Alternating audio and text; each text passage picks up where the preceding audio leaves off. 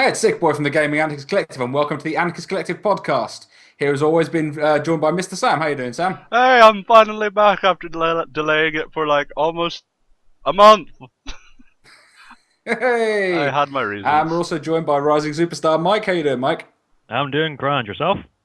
Yeah, not too bad, thanks. Yeah. Just been obscenely busy. Doing these one video a day lark is absolutely killing me. Yeah, On that's, top of, working. you're like the PewDiePies. Don't swear. I don't know if This is that's a an insult or non-swearing fucking podcast, you cunt. Mind your language. Shove it up your job.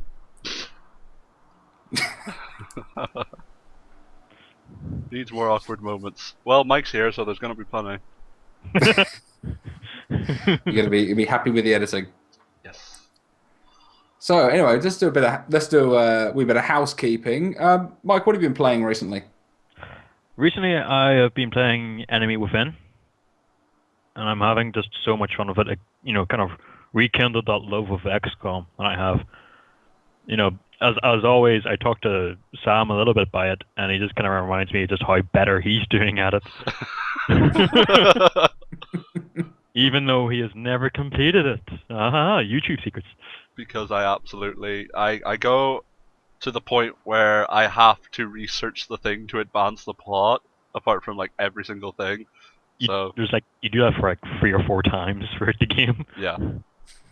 So I've done that, so that's why I'm better than you in XCOM. But then you make it too easy for yourself, Len. If you do that, if you get all the stuff, the storyline just becomes a bit of a slog. Yeah, it does. If you do like the progression of your troops while doing the Beep, beep, beep. storyline at the same time, it works a bit better. Nice. I still like the idea of us doing some skirmish mode with some interestingly named characters. Oh, I could do that, no problem. That could be a lot of fun. We'll have to get on that at some point. Yeah. with trade secrets. Oh yeah. I'm kidding. Me and Chris never talk actually. No. This is the only time we get to converse, really. This is charity work on Chris's behalf. Oh. That is harsh. So, Sam, what have you been playing lately? I have been playing System Shock 2 with Mike, as well as streaming a lot, and Dive Kick. Oh my god, I love Dive Kick.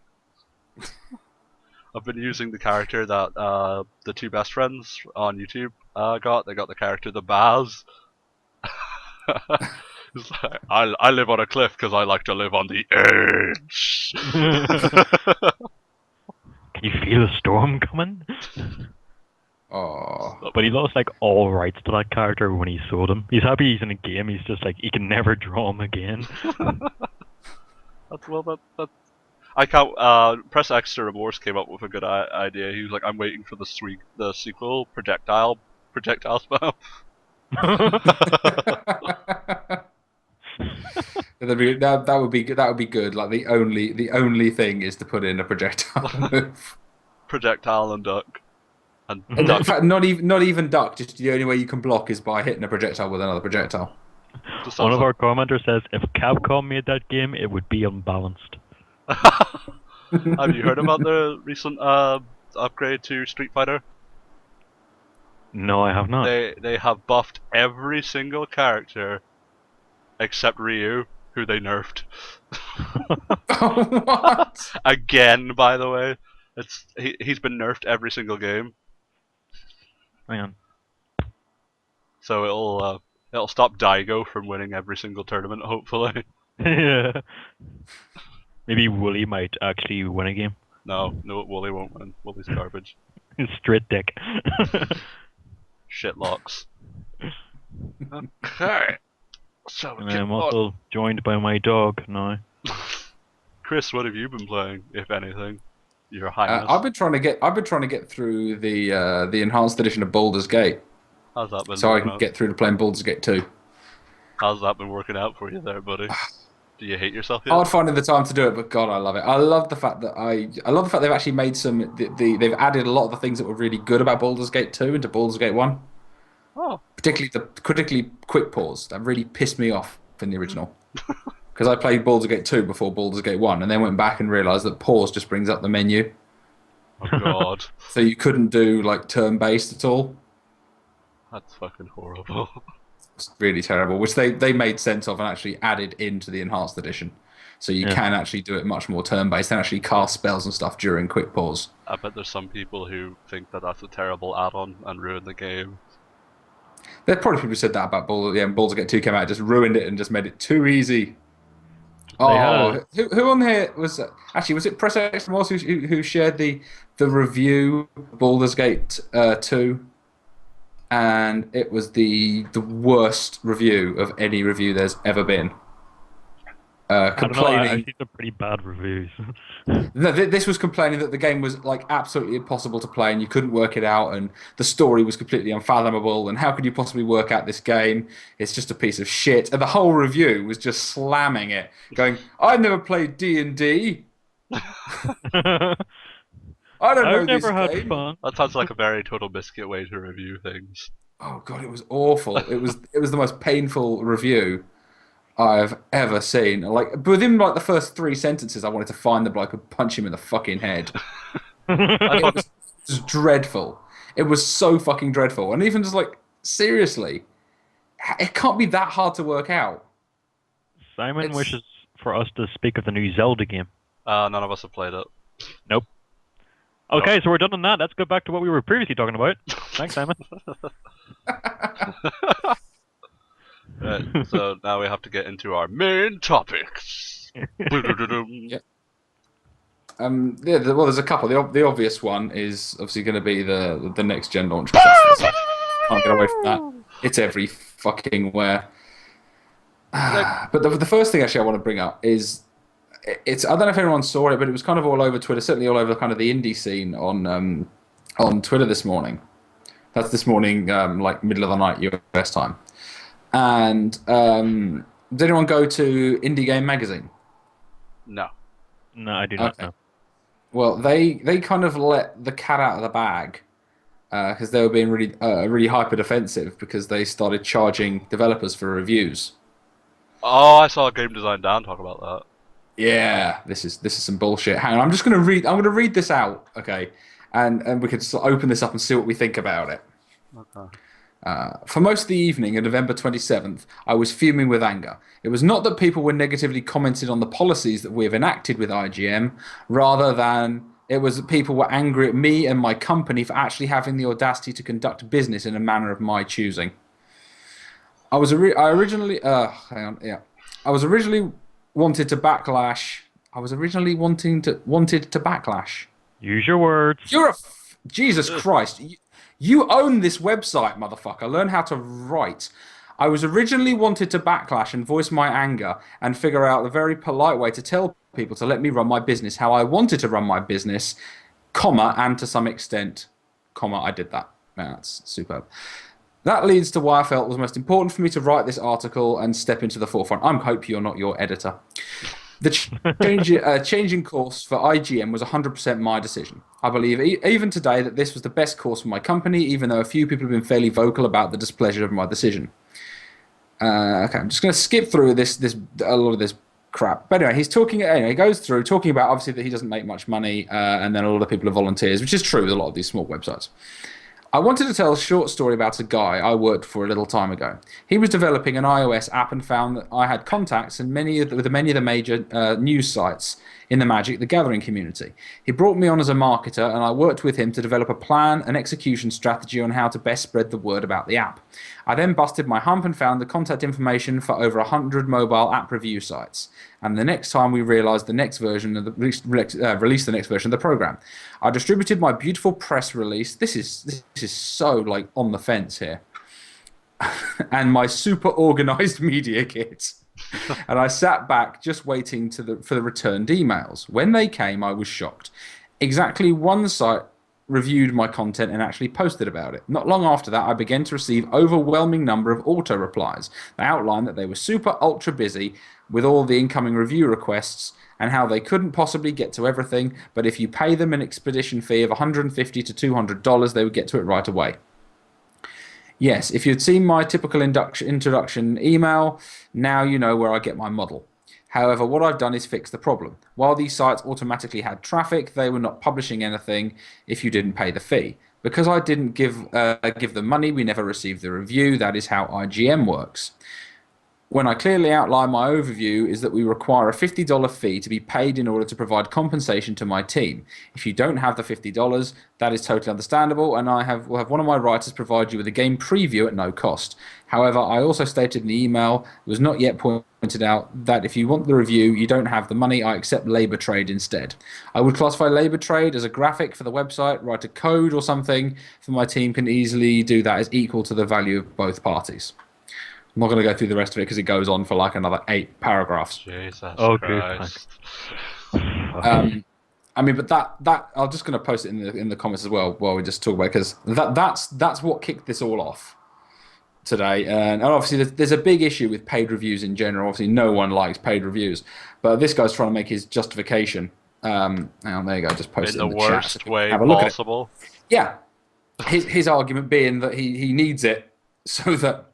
He can pay his team of volunteers. Yes.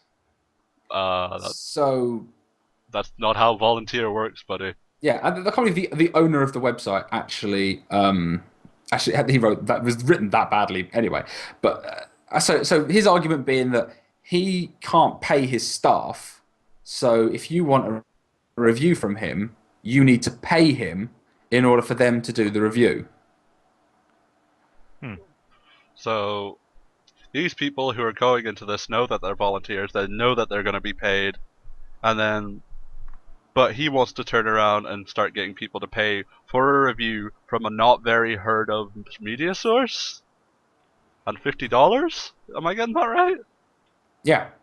And he was claiming that, of course, he didn't want the business to fail. He didn't want to let down that he mentions about. He doesn't want to let down the people on the forums. Blah blah blah blah blah blah. That went on for a fair amount during the letter, and he's claiming obviously that other websites charge a fee to expedite your review, which that in itself is really fucking iffy. I think. I mean, when you do reviews, and we've done very few in our time. But when it comes, one. It was pretty good. Short, little 1-minute review. It was good. That was it was enjoyable. Yeah. But the question being is kind of how can you possibly be impartial? And surely the point of the review is to bring traffic to your website, and the website makes money from ad revenue or from subscription fees to the websites. Mm-hmm. If you can't make profit off that, then you're not a profitable business. What business have you got then charging other people to subsidize your business model? That makes literally no sense. I would imagine. I mean, what I thought reviewing was, oh, I found this, or the company have let me know about this. I'm going to do this, and as a favor, maybe. But evidently not, because I didn't actually know IGN charged as well. I knew that they got paid to give better reviews, but that's a completely different argument entirely. Yeah, that's a different thing. That's there's taking backhanders or promising obscene amounts of advertising. There's points by the way. Sorry. Yeah, I know. They would mess up. Did I cut out? No, you're fine. Okay. Active Side brought a point here that obviously Polygon as well, that they got $750,000 in advertising revenue from Microsoft, and that's going to make things a bit biased. Just a little bit.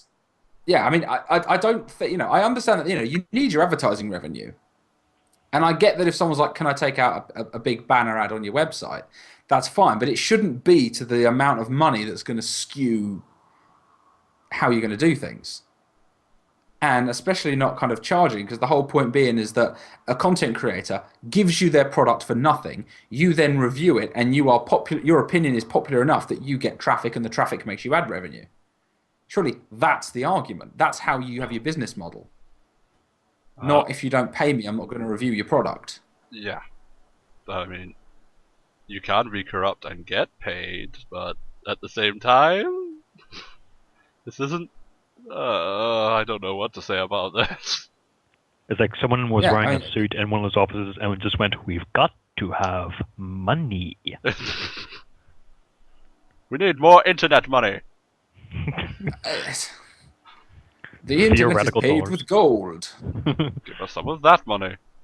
We just want more money. What do you need it for? I'm totally.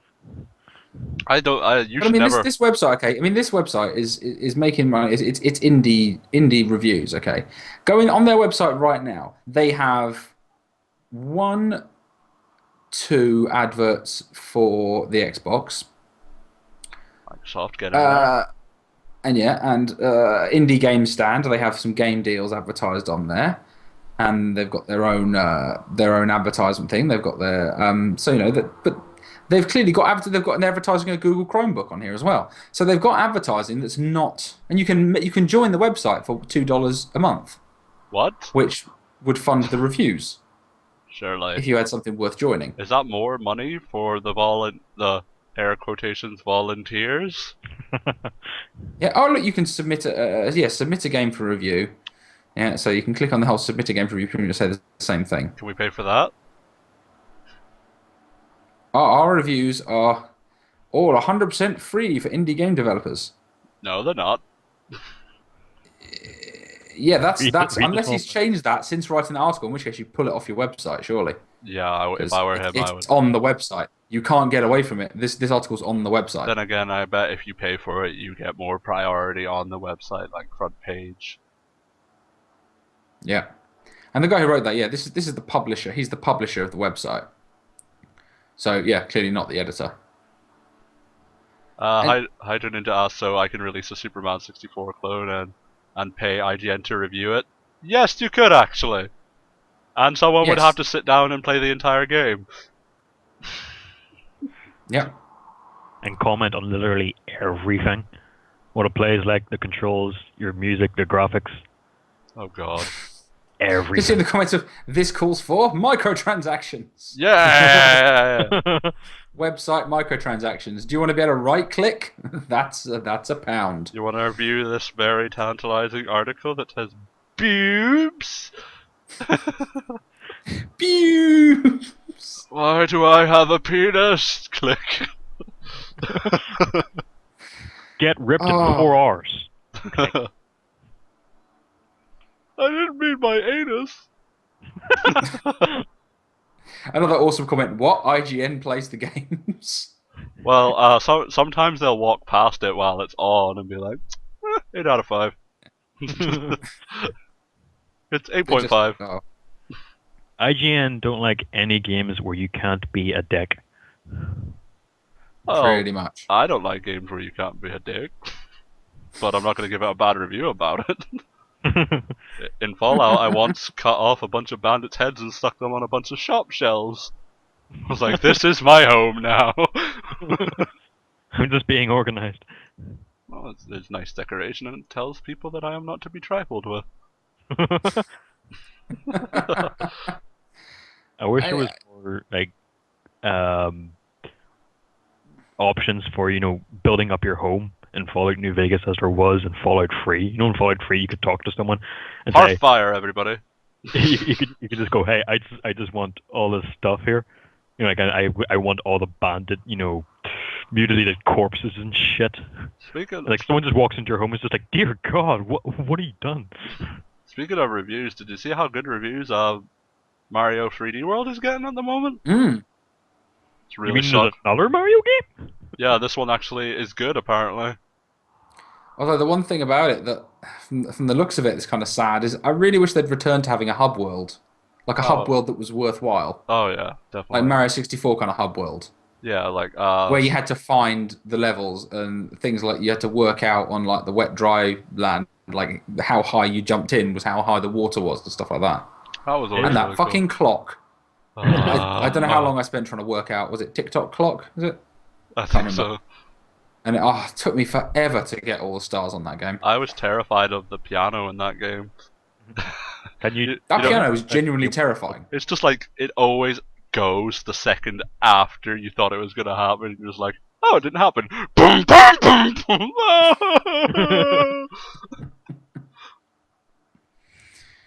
It's kind of a shame. I mean, I'd made the bold prediction in the past that I thought the Wii U was really going to sell well coming up this Christmas, but it doesn't look like it's picking up any momentum with the market at all.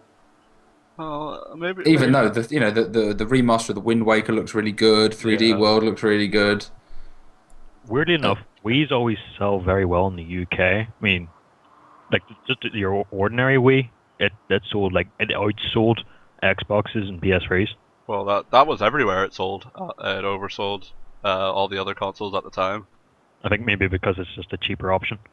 Well, if you've seen, the worst part was, the Monster Hunter Limited Edition 3DS is actually more expensive than a Wii U. Yeah. And and the Monster Hunter Limited Edition is selling quite well. Yeah, I mean, I hope that maybe once they actually, it's a shame they couldn't get kind of Wii U Fit out for Christmas because then they could have made it. Again, that's what made the Wii a killer app. That was the killer app for the Wii because everyone's mum bought it because it was healthy and it was family fun. Now we just have to wait to see how many adults are going to, spoil their children by buying them both consoles. Oh god. Ugh. I wouldn't mind both consoles, so I can just laugh at them while I play on my PC. Wipe my mouth with money. You're just playing a game, you just pause, like, I need a little humor in my life. Turn to your right, and there's the Xbox One. Enough. Oh, Kingdom Hearts 3 is out? Okay, time to surrender my life. I love Disney characters! Disney and Squeenix, I love you so. I actually genuinely really want to play Kingdom Hearts 3. I love Kingdom Hearts. So do I. The only thing, I've said this before, the only thing I really hate about Kingdom Hearts is the second one with the Atlantis level where you do the horrible rhythm game. I just hear like, I don't know what you guys are talking about. Yeah. You guys are a bunch of fruits. A bunch of slack-jawed faggots playing Kingdom Hearts. Why doesn't everyone play FTL just like me? You should take a little boy like this and make you a sexual Tyrannosaurus, just like me. And I just hold up a copy of Dishonored. I want to be that one douche that says Xbox off every single time I lose.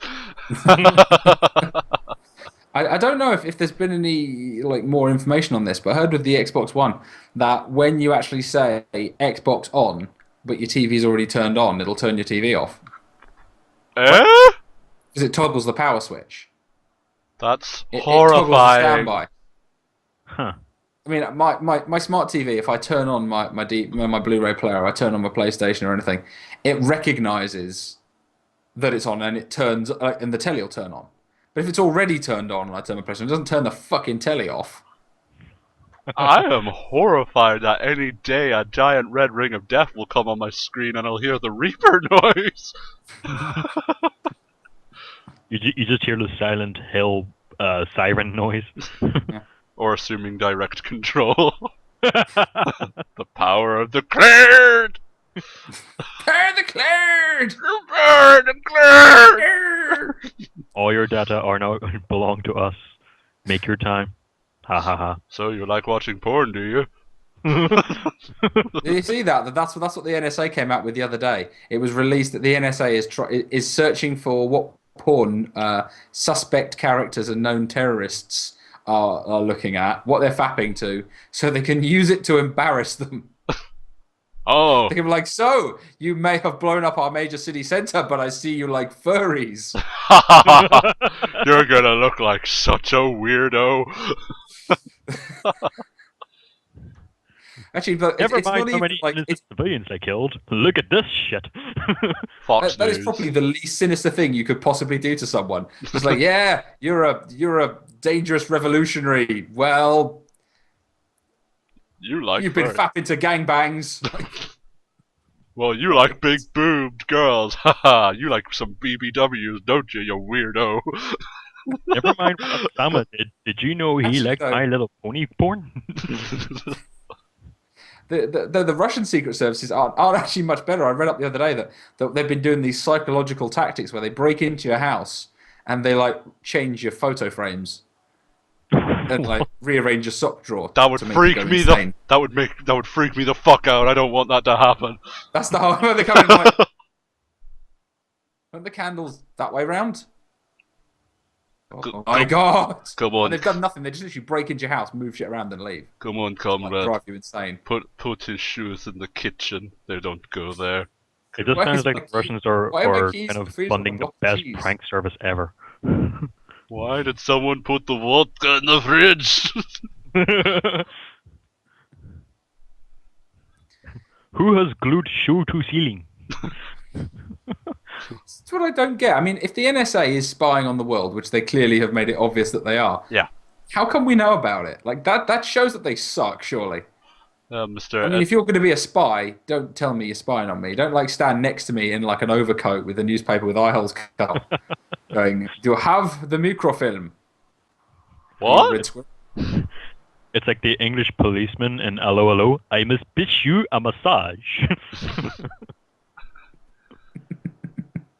Why is I'm checking my Wi-Fi signal. Why is there KGB surveillance van? Was that The Simpsons where they had No, don't be flowers by silly. Irene? Oh yeah. That's just a flower delivery van outside. What are you talking about? Why is there a satellite dish on top of it? Oh, you know. And then it changes to pizza. I forget what the pizza one says. It's be like Ordinary average pizza delivery go. Russian spies break in and move all your porn around. Jesus Christ! You know what, that would be even worse if you're like living at home with your parents and they take your favorite kind of like they find your favorite porn video and set the DVD in and make sure it's one of those machines that actually starts where you stopped and then move it to a different point and then take it out again. Oh dear God. Just Right at the good bit. Mom, help me! We could learn something from this today. I like that. Rename it as Internet Explorer. Mother You of can never God. find it again. As if anyone uses Internet Explorer. They still do that. Not even the We KGB. have to use it in my work, and it's just like, why would you subject us to this shit? Yeah, literally every time every office I worked in, if they don't have like installation block privileges, I just stick Chrome on there. It's like, oh, what have you done that for? Don't want to use your crap because especially when it's like you've got Internet Explorer 8. I don't need this in my life. I have enough stress, thank you very much! There is an enzyme that I don't like. I don't know what Chris does. Enzyme. Yeah, I do work with enzymes if that helps. Oh well, yeah. Mostly at the minute though, eye drops and vitamins. Eye drops and vitamins. That's the name of the podcast. Yeah, exciting stuff like that. Vitamins help us play!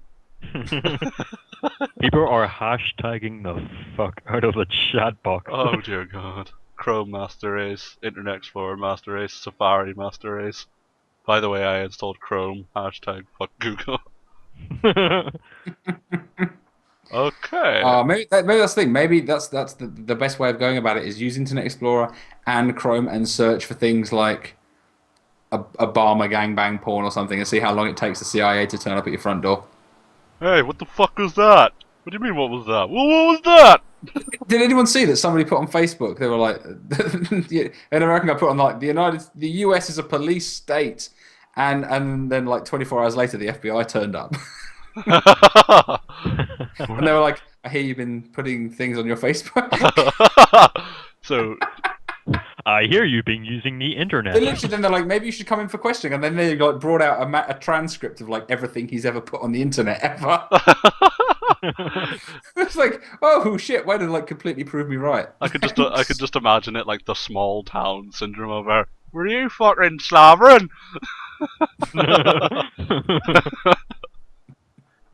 Here, mate, we'll come knock on your door, make you disappear.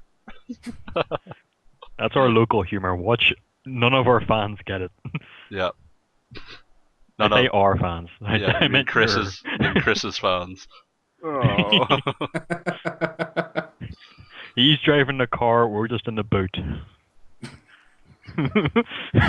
Well, like gagged and tied up. I'm not ga- Whatever you want there, Chris. This is your car. Sam, I'll burst you. I just Actually- stop. You're scaring the children. So what was that you were talking about there, Chris, buddy? I was going to bring up something like with regards, obviously, because the PlayStation 4 is coming out like everywhere other than the US pretty much tomorrow. Well, in a couple of hours. Oh God. We just need that little sound effect of someone blowing a wee party horn. Confetti in the But stick. anyone noticed there was a thing I've said that people have been trying to get hold of like pre-order day one PS4s, and there's been an issue where like basically Tesco Direct and Asda and a few other stores are opening at midnight tonight with a load of stock, as well as their pre-orders. So they're actually selling stuff like on the midnight launch with no pre-orders. And people who have pre-ordered it and say have had it pre-ordered for months are going to get it like promised in time for Christmas. Yeah, my friend Mike isn't getting it in time. He said he's on they said he's on like Sector 2, which means he'll get it on like December 15th. This is from Game, mind you, because he made that mistake. Ooh. Yeah. You're lucky to get a game from Game. Although, because of that, I'm getting a 3DS tomorrow. So yeah. Because he's selling. Why because of that? That's Because he's sorry. selling. The cause and effect has escaped me there. I feel like the underpants gnomes. Oh, Phase God. 1, pre-order PlayStation 4. Phase 2, Phase 3, I'll get a 3DS tomorrow. Well, what it was is basically, he feels like he's not going to be playing his 3DS anymore. So therefore, I get it. So therefore, I get to play Monster Hunter and Pokemons and Link and The Pokemans. You love the Pokemans. I love the Pokemons. The Pokemons love me. Are you saying Pokemon or Pokemon? Pokemans. Pokemons. Alright. It's the plural of Let me show Pokemon. you. Let me show you them. Jim Pokemon. Pokemon desu. Oh, I love the fact that Matt Stone and Trey Parker actually do speak enough Japanese that whenever they do stuff, they actually have stuff in Japanese. It's hilarious. The fact that they got away with an episode called Penis Monster. That's what Jim Pokemon is. It's Penis Monster. Oh my God, that's the best. Why are they actually secret geniuses? They are like way cleverer than people give them credit for. To be fair. the amount of stuff they get away with is unbelievable. Adventure Time does that too. One of the Rainbow Dragon in Adventure Time. Mm-hmm. Apparently it tells like a really really dirty joke in Korean, just like out of the blue, and someone translated it, and I can't remember what the joke was, but it was literally something like, "This is a kid show. Stop." Hey, look at that active chat. That must be nice. I wish I had that in my streams. Maybe a good time to mention that I got DuckTales from Capcom. DuckTales. Oh yeah, for doing a duck face. Yeah, I went like, well, I dunked my head in my bath and then did a duck face. And I was like, how much more duck can I get? Apart from being an And actual duck. Capcom were like, send me your address. We're coming for you. You fucking love DuckTales. So, if anyone can think of a competition to have while the stream is going on, that would be helpful because I want to give it away because I already have DuckTales. So that's helpful. So you got any more topics there, Chris? Actually, yeah, I got a fair few. Did anyone? I brought up on a video yesterday.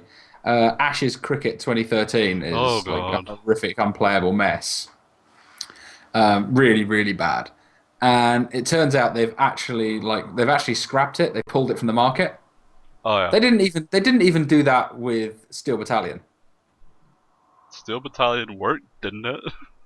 What, on the Kinect? Yeah, it still kind of worked, didn't it?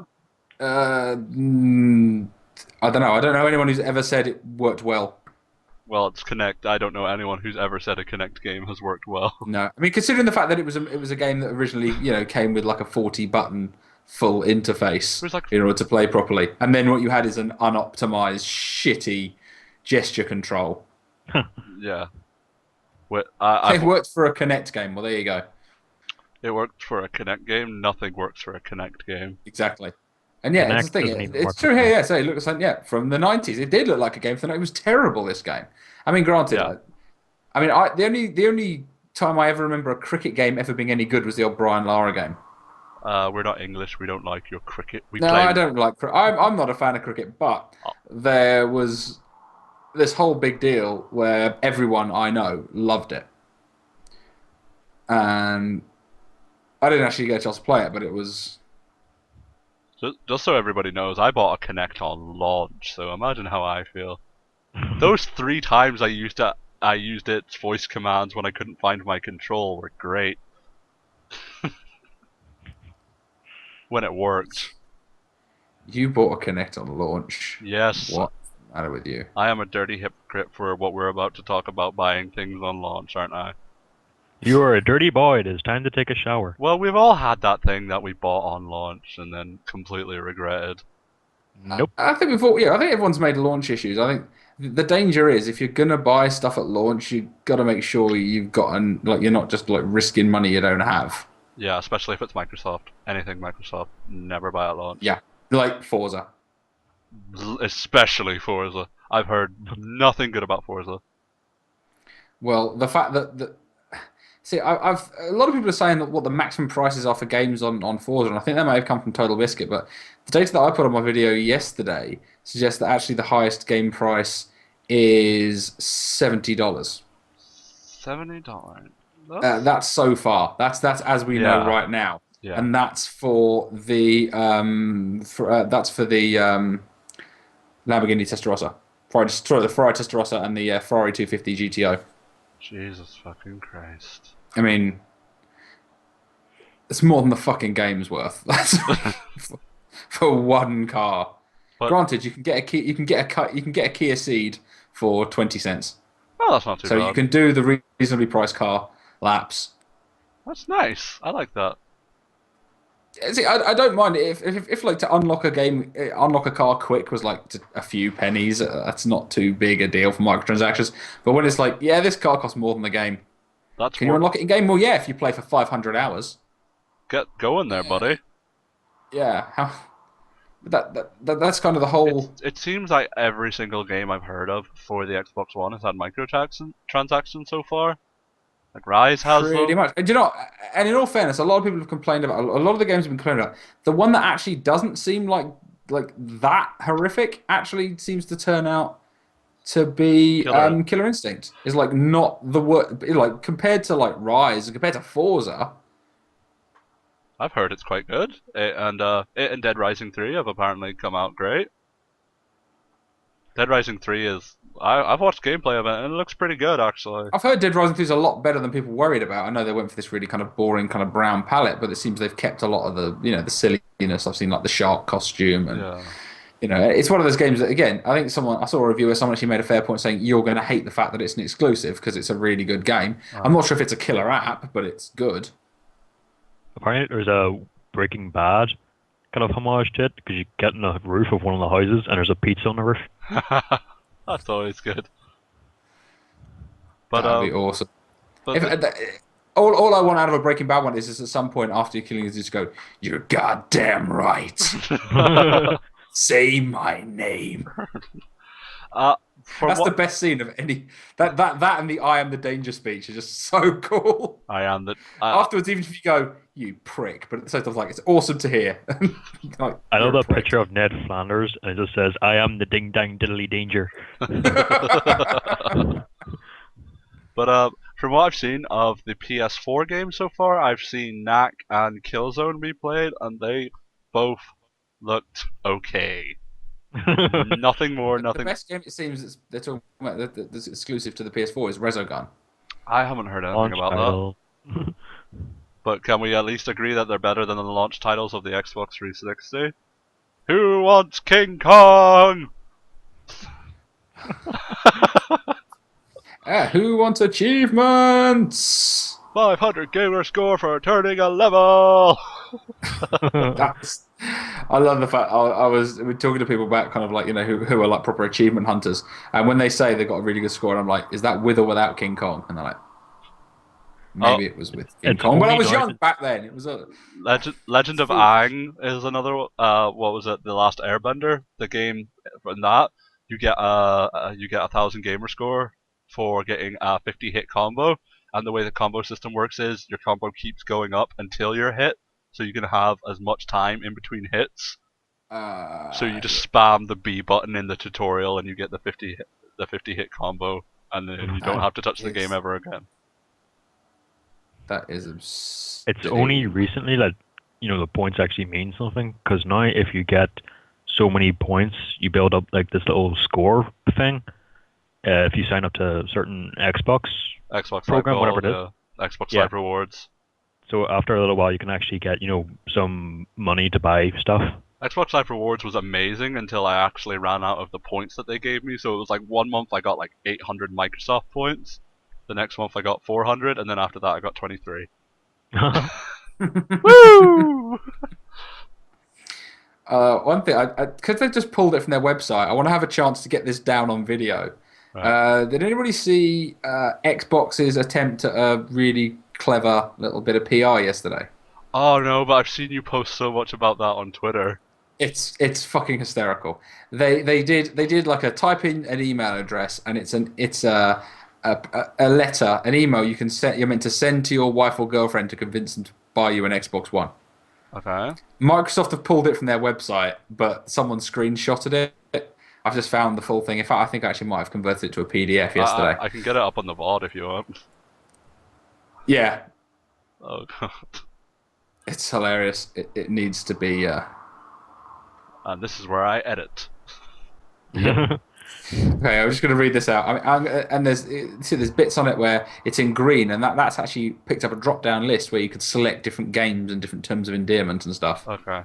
So I'm going to read it with the default. I hope you rise to the occasion. Oh, here we go. This is genuinely what they said, and they've titled it as "We Got Your Back" because they so ghetto they can't use grammar. Yeah. So here we go. So it's like Word. 2, and then you put in the email address. This is amazing. Hey, honey. Not sure if you heard, but Xbox One is now available. That means we can start playing games like Dead Rising 3. I know, you'd rather knit than watch me slay zombies, but hear me out on this. Xbox One is actually for both of us. Seriously. I put together a list of reasons why the console could benefit you and me, together and apart, but mostly together. 1. Games. Maybe you don't love games like I do, but there's really something for everyone. While I'm playing Dead Rising 3, you might like arcade games. And since you were just begging me to dance, I'm willing to play Forza Motorsport 5 just for you. It's win-win. 2. Entertainment for both of us. You love movies and I love football. Well, with Xbox One, we can love both.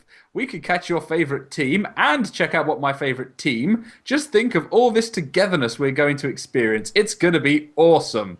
3. It will help us get fit. The console offers Xbox Fitness free with your Xbox Live Gold through December 2014. So I can get the abs I've always dreamed of while working out to Tracy Anderson. Number 4. Play with others. You've been encouraging me to play with others, so it just so happens that Xbox One has the best multiplayer service that filters out jerks. So don't you worry, if we get an Xbox One, I'll be making new friends in no time. Number 5, we can talk on Skype with your favourite sister, who of course I love dearly. Heck, we can even talk to them while we watch your favourite TV show. So what do you say? Let's be like an awesome movie montage. Just you, me, and my, crossed out, our Xbox One together at last. XOXO, me. P.S. Did I mention how beautiful you are and how I really appreciate that you love me more than anything? P.P.S. If, or should I say when, we get an Xbox One, you have dibs on the first multiplayer game that we experience together. P.P.P.S. Long story short, I really, really want one for the holidays, for us. Hey, honey. Microsoft really gets families. Hey, honey. Hey, honey, you know the way I'm a... the pitch for their family multimedia fucking device. Hey, honey, you know the way I'm a terrible human being? Well, if you buy this, all our problems will be solved. They kind of left out the whole bit, like, reason 6. Watch TV on your Xbox with your TV. You know the way I love sports and you love... Enter misogynistic comment here. You like okay? Like, of all the That things. is such a gaffe. That is such a massive gaffe. Someone in Microsoft PR was like, "This is a brilliant idea." Like, he just turned around to his, fellow employees, like, what does your wife do, for fun? And it's like some 80-year-old man knitting. Cooking! Yes, we'll use that. Genius. Someone actually commented on the video where I mentioned that. I actually said, funnily enough, my friend, either friend or sister's boyfriend enjoys knitting. I would just like to say, that is wrong because who actually likes their sister-in-law? My sister-in-law's nice. Well, I'm sure she is, Chris. So am I. However, I think I'm contractually obliged to say so. Yes. I could just imagine Carly standing there ready to punch you in the face. Pretty much. Help me! Although to be fair, if there's one person who'll turn around and say her sister's a prick, it's her. But that's just because they're sisters. That's how it works. Sister! Yeah, it's like I really do wonder if like the people at Microsoft, where they're thinking like when they're trying to, because obviously like they really want the bro crowd because they focus so much on Call of Duty, Doritos and Mountain Dew, football and Mountain Dew and Doritos, and but they've got that crowd already. They've got the frat crowd. They've got them.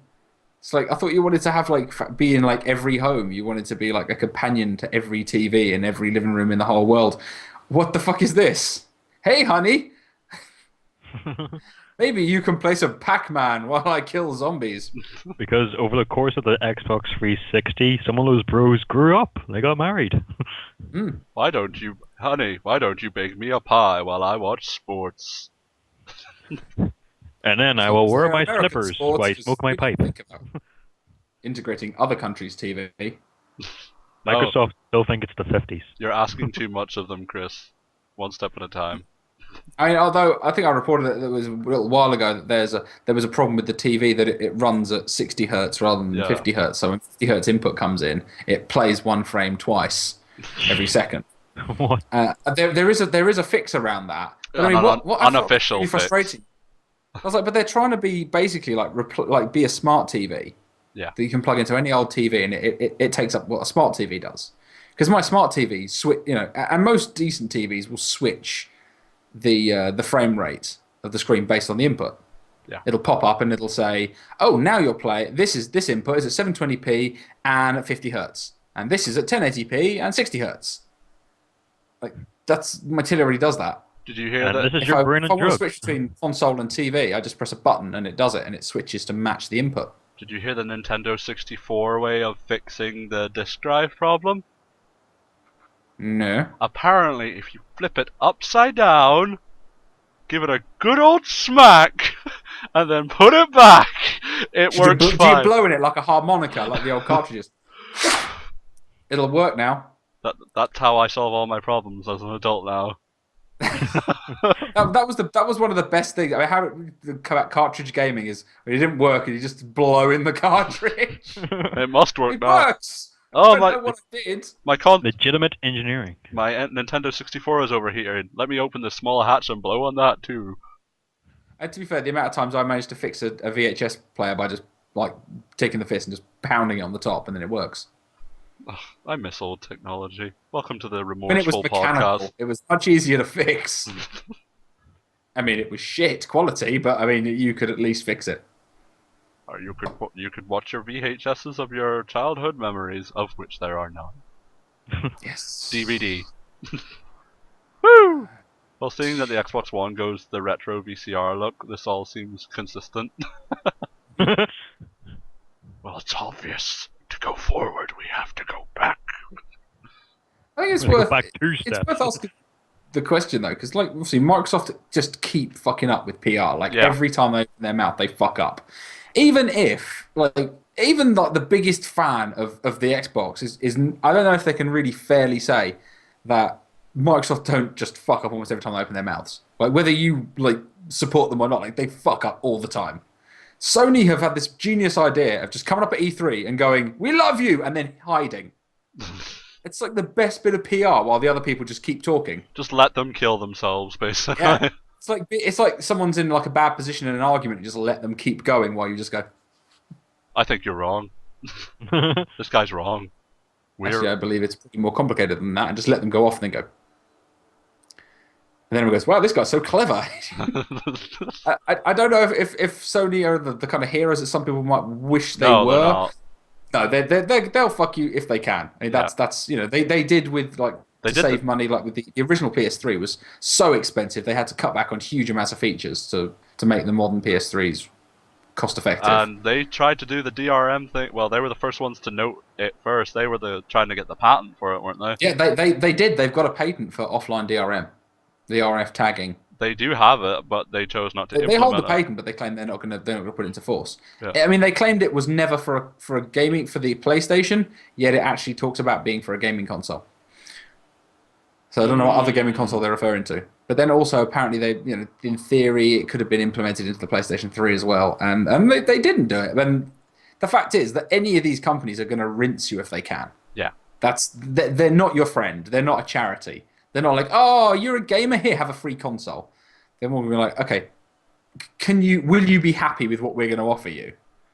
And I think this idea of just like going, we're just going to shut the fuck up.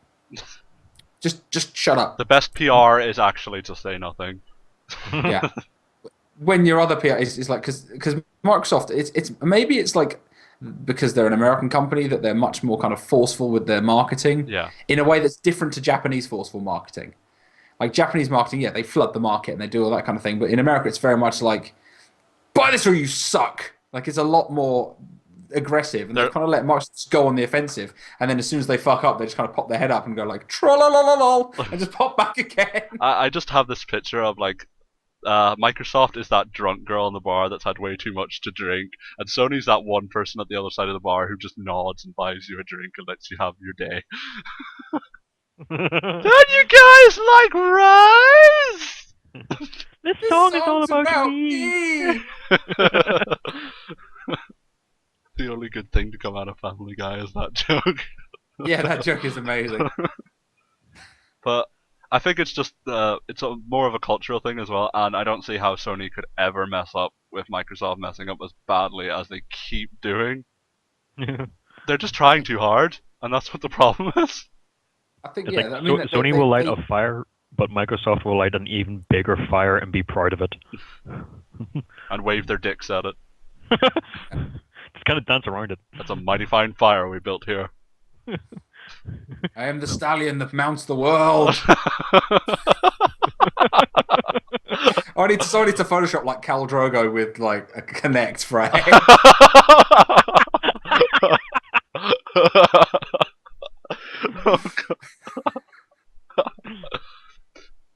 Oh god, I wish we had tons of Photoshoppers.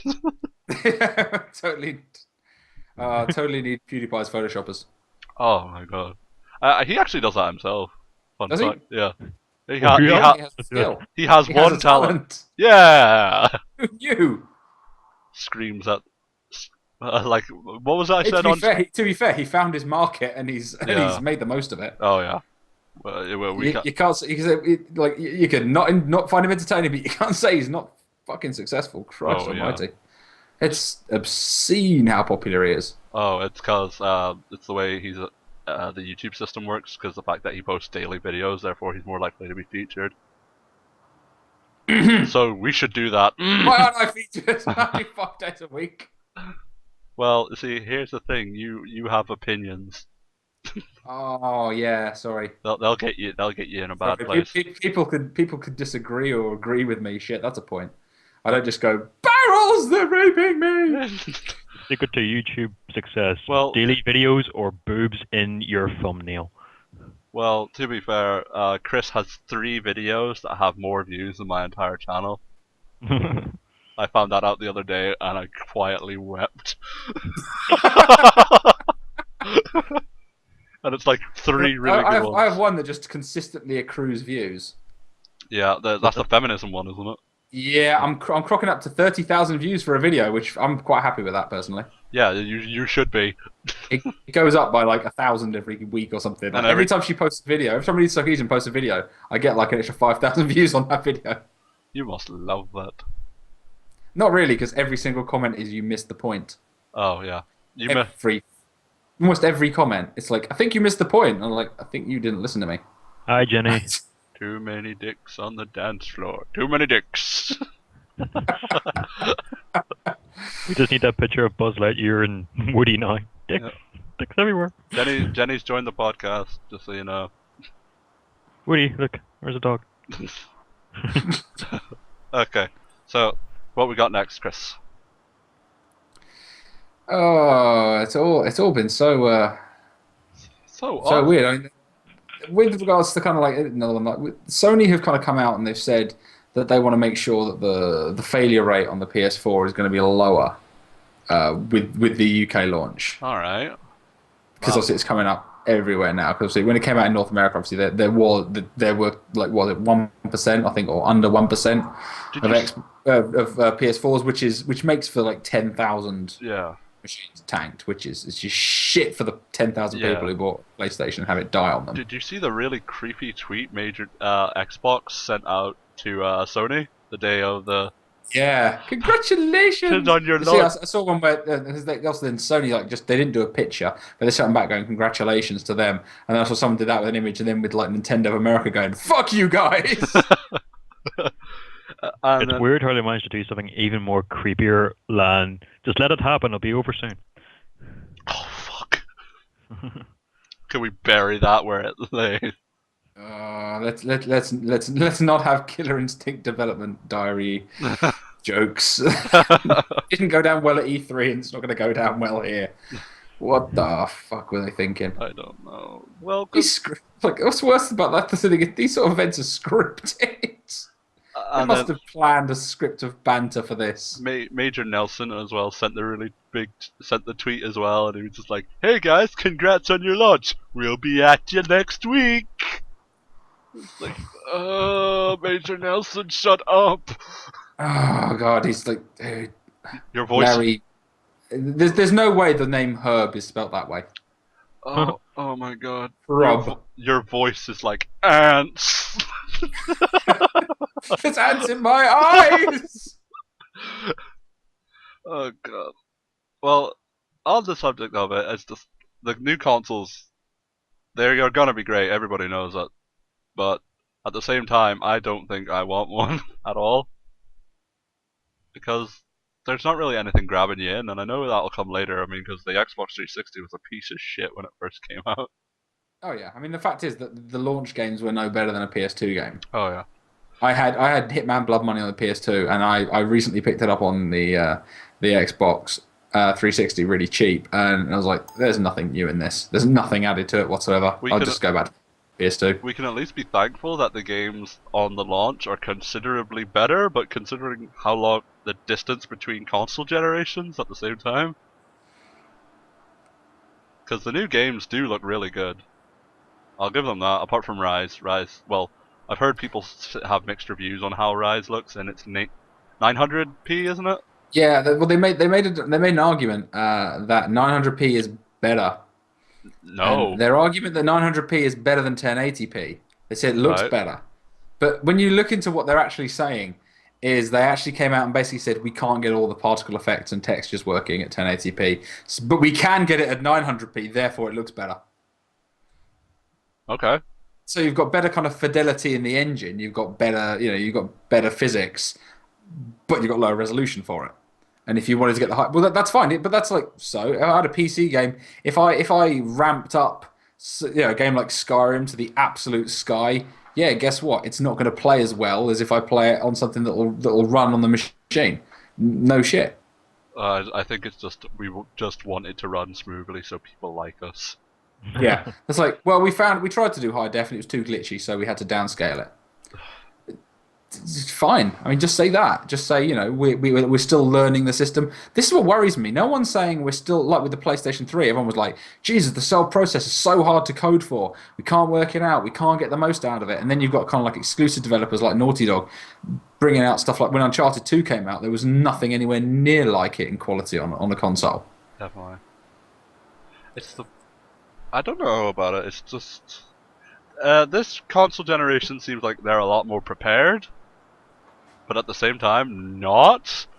Yeah, but they're like, it's almost like they're prepared to realize that their machine, they're going to make like the launch machines redundant every few years by upgrading to the point where they're probably not the same console.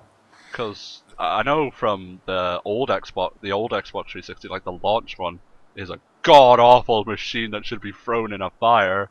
And I've got one of the early editions, but it's before they remade it, and it was the Elite. Yeah. At the time, which it still sounds like a fucking jet engine when you turn it on. Yeah. I have the first generation of Elites, and surprisingly, in the entire console generation, I didn't Red Wing once. No, I didn't. Which was weird. Come at us.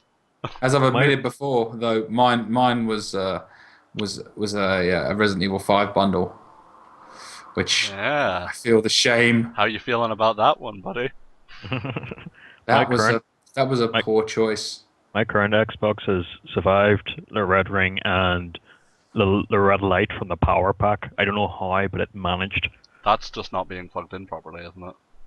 No. Well, the Red Ring one was just kind of weird. I just kind of gave it half an hour to kind of calm its tits. Well, I came back to it, working fine.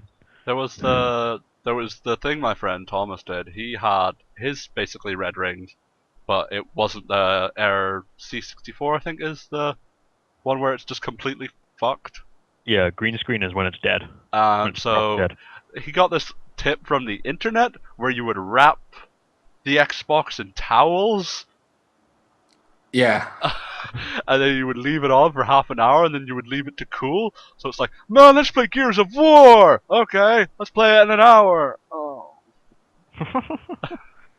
Wow, how to make your machine work. It's like an old housewife's, medicine cure for 360. Yeah, like pour some hot olive oil in your ear, and stand sideways, and then sit on the controller. Oh, it's working! See? Another thing though, it's saying like about how there's a possibility that the machines this gen are gonna completely outpace to the point where it's almost like running more like it's running a common operating system than being the same hardware. Because if you look at like the original Xbox One, 360s, you can't actually play Grand Theft Auto 5 on them properly. Yeah, like the machines can't run them. They haven't got the hard drive space to install. And it kills the system. Like, it really overheats and kills the system. It's too powerful for the machine. Oblivion used to destroy the original Xbox 360s, didn't it? Oh, then I had it on PC and PS3. I think Fable 2 killed my first Xbox. Yeah, the original... Fable 2 killed my dog.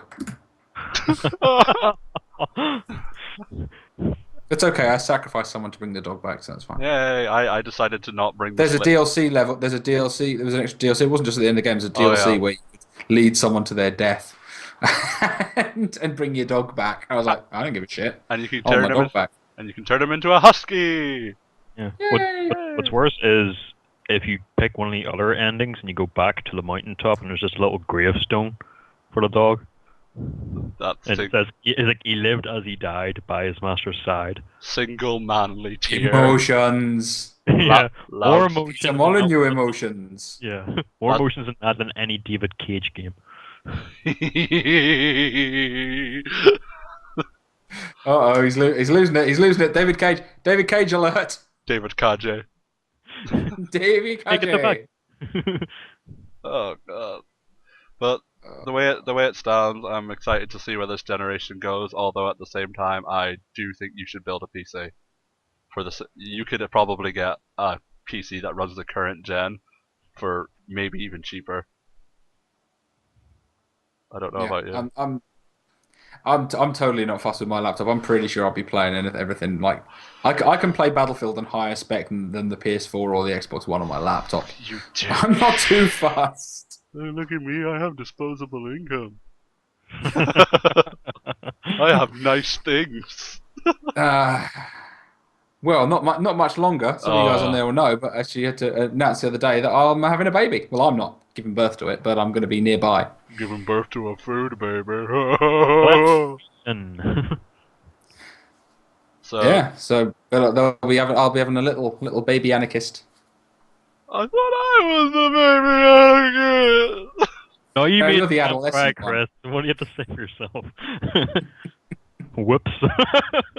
It just means like a couple of weeks in May I'll have to be doing the daily video, I guess. Quite possibly. I don't Speaking mind. of which, actually, I had some champagne nearby. Is I'm it gonna drinking? celebrate. Is it drinking time? It is. Oh god, I need to go downstairs.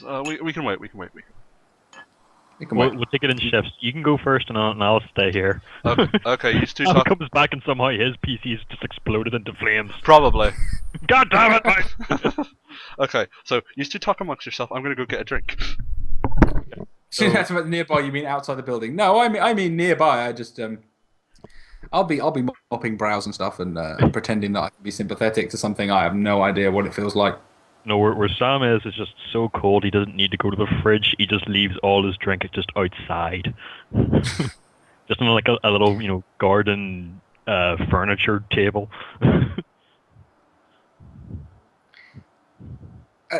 Oh, come on, I don't think she'll be ripping my balls off in agony. I'm hoping that she'll be on enough drugs and she'll just break fingers. What was your If initial I get away with a couple of broken fingers, I think that's a win. What was your initial reaction when you heard the news? I was pretty excited. At first, it was a bit like I had like a moment of like a shit. That's a real thing. That's like a shit. That's real. That's like a baby. That's gonna be like some. I don't want to fuck a human being up. I don't want to be like, responsible for some like severe hang-ups. Someone hit you with Just the like phallus. yeah, I've got some tics and social issues and some like emotional issues, but that's because my daddy ruined my life. Name someone who hasn't. Mm. Are you going to raise them on good video games as well? Well, Oh yeah. him or her, sorry. I'm an issue that's like if they can't complete like Dark Souls by the time they're 5, they're dead to me. I'm But praise the sun, praise it. These faggots don't even praise the sun. Do you even praise the sun? Do you praise bro? Right, with me today I have one bottle of Budweiser, a half a liter bottle of Jim Beam, and a bottle of Jaeger. Let's do this. Let's roll. Now it's my turn for the drink run. I'll leave you ladies to talk about handbags. I love guess. handbags. I do. So yeah, I'm going to use my bottle opener for turning 21. Not that anybody remembers. It was lovely. I had a wonderful birthday. Everyone sent me dick jokes. It was the greatest day ever. Yeah, that was the best Twitter gift I thought I could come up with. Everybody sent Sam a dick joke. Although it came rather flaccid after a while. There was some stiff competition. I gotta admit, the competition did get rather phallic. Phallic is one of my favorite words. It is. Phallic is a good word. Okay. So is onanism. Onanism. Yeah, Onan- onanism is a great word. So people like our dick jokes. That's good. There is approval for the dick joke. Yes. That's all I ever wanted. I think I've seen that picture before. It's the Xbox and PlayStation pictures with the massive dildos. Like, who made that photo? Who made that photo? Who was the person who was like, do you know what I need? A load of next-gen consoles, and I'll just put them by my massive cock and balls that I have in my sock drawer. Everybody's got a cock and balls in their sock drawer. I don't know about you, Chris, you weirdo. But maybe not a 2-foot long one. Oh yeah, well, no, I can only handle so much girth. Back again. Yay! To be fair, it was more like a rubber fist than a cock and balls. It was Oh ridiculous. dear God! What did I just join in on? Rubber fisting. It's a horrific picture of a couple of next-gen consoles and giant dildos. Everybody's about to see my shot face, so down the hatch. I'm being joined by Cole. Chris is just waiting to see my shot face. Oh, there it is. Damn you, lag. That one hit. Damn you, Twitch lag, input lag. Oh, Jesus, that one hit hard. I'm so offended that we live in this day and age where you can connect to anybody in the world and it's not instantaneous between two different pieces of software. What is up with that? The amount of calls I get in my work where people are just like, it's not that hard to get the internet. It kind of is. It is. Well, you work in a call center, you get paid to be complained at, so. I do. I work in retail. I get paid to be complained at. But you get to meet the Hound. Oh yeah, I met the Hound. That was great. I met the Hound at Lavery's. I met him, and He's everywhere, isn't he? Yeah, in Northern Ireland, he's everywhere. Everyone owes it to themselves to at least once go, yarp. I did under my breath, but I think he heard because he looked super pissed off. But that might have been the fact that it was 6 o'clock in the morning as well. As long as you didn't follow it up with playtime's over, monkey boy. Yarp. Yarp. Yarp. So, have we got any more topics then, Chris? Let's see. the the champagne. The Campagan. It's pronounced champagne. Etienne. What is ever uphill? Oh god. Sam has so many faces. I win games for pulling faces. You do. You win DuckTales for good faces. I'm gonna win every competition now. Every competition that involves faces. I send you trolling pictures all the time. Yeah. Refueling, Commander! That's hilarious. It's like a 12-pack of Coke. Here's an interesting topic then. Since of your Persona love. Obviously, Persona 5's coming out, which is coming over, which is good. Which you don't have, so yeah, it sucks for you. Oh, you bastard! PS3 exclusive, Persona 5.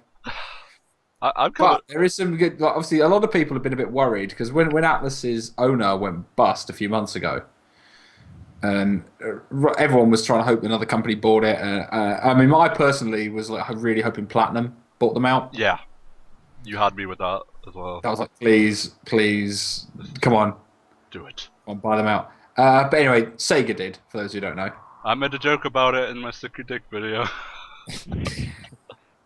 I love those videos. Everybody does, apart from me. You're your own biggest critic. Yeah, basically. Nintendo. That was actually genuinely an entertaining video. Multiple balls. That was genuinely a really fucking funny video. What's your next sticker dick video going to be, Sam? DuckTales. Woo. Right. And Pogo stick. It is absolutely killing my throat trying to get this done. So know that much. Because Chris sent me a tweet that I have to follow. The entire episode is going to be a musical. DuckTales the musical. Sticker Dick the musical. Oh god. So here's just to bring up to go back to the Atlas point. Now Sega have said basically we promise we won't ruin this. It's been before, and they have no intention of actually stepping in and changing anything in Atlas. That's a bunch of lies. That probably is a bunch of lies. Well, this is a load of barnacles. They might not change Persona 5, but I have a feeling any other game that Atlas is going to bring out, and they're known for bringing out weird shit. I mean, Catherine is amazing, but Sega are going to change that. I don't think Sega knows what they're doing anymore. No, Sega definitely they haven't adapted to the world of the internet the same as Nintendo haven't either. They both have their moments where they just have complete and utter brain farts. Saying that, Microsoft have had worse internet brain farts than either of them, so it's not really fair to say the new kids on the block know their way around the internet because fucking hell, Microsoft do it so badly wrong. But I mean, with the whole Shining Force thing, where they were pulling every video that even had the words Shining Force spoken in them. Yep, there we go. So it's just got brought up at the same. I think it's the chat lag there. Just as I'm saying, that pops up being the Shining Force thing. That was bullshit. That was massive bullshit. The same way that the kind of Nintendo trying to pull every Let's Play they can find. I don't understand why the East doesn't understand like Let's Plays, considering Japan has a show where a comedian sits down and plays games. Like they have Let's Plays. Sure, YouTube isn't as popular there, but it is a thing to them. I don't understand why they don't understand why Let's Plays are healthy for the like. No, game and I'm not companies. sure why their US or European counterparts aren't making the calls on this and going, no, you've missed the market here. That if you want to piss off everyone who wants to buy your games, do this because you're doing it. And they were like, we'll do it anyway. Like, what the fuck are they doing? And it's worth and it's worth bringing this up because it kind of fits in that there is an issue with how the updates in YouTube that were delayed a little bit, the Content ID matches, as to how that's going to work. Content ID matches are the most temperamental things on the planet. They've tried to say that we didn't own something in a podcast before. What was that? I think it was the second podcast they had to put it under review for like a week. Oh, actually, yeah, to be fair, that happened a lot, some of my videos. And it's like, that's literally just me talking. I'm literally just sitting in my own house talking, and they're like, do you own this? Yeah. Do you own that small? Well, we're going to statue of Max review it. Payne And in they're the like, back? can you prove you own it? Yet for some reason Literally just me talking.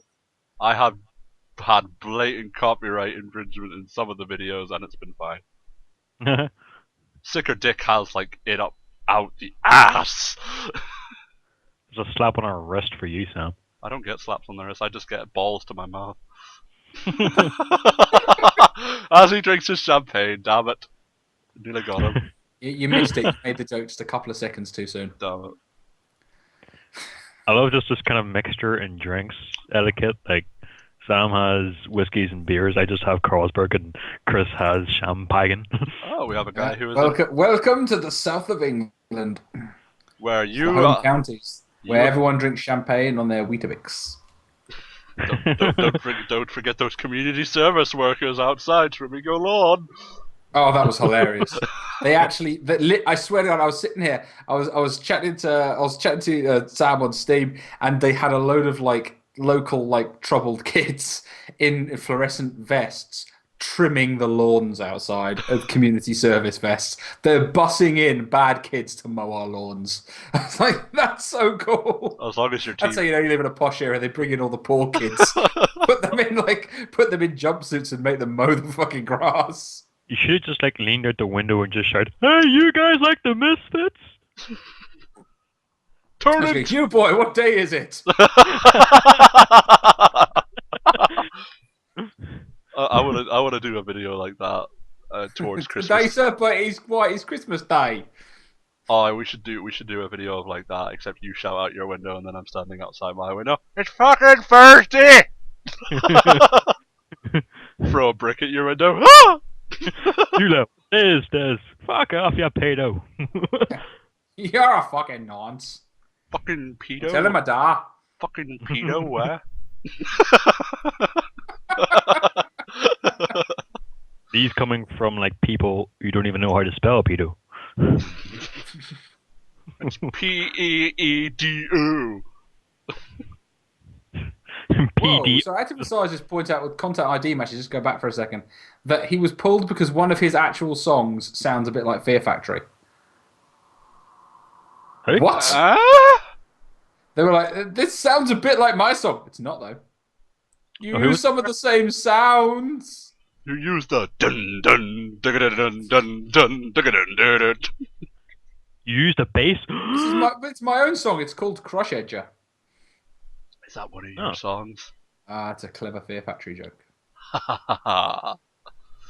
Okay, so we've got more. Seriously, topics. everyone who likes metal should listen to the album Obsolete. It's a metal opera. It's amazing. A metal opera, you say? Yeah. That's great. Oh yeah, a metal opera about a sci-fi police state. And then they did a cover of Gary Newman's In Cars. Yeah, they somewhat lost their edge after that. In Cars. Boo-doo. Boo-doo. Boo-doo, boo-doo. Anyway, wait, you've got more topics. Securiton 2000. Is it 2000 or 5000? Chris, we don't want to hear that you have opinions and taste. We want to know what you think about games.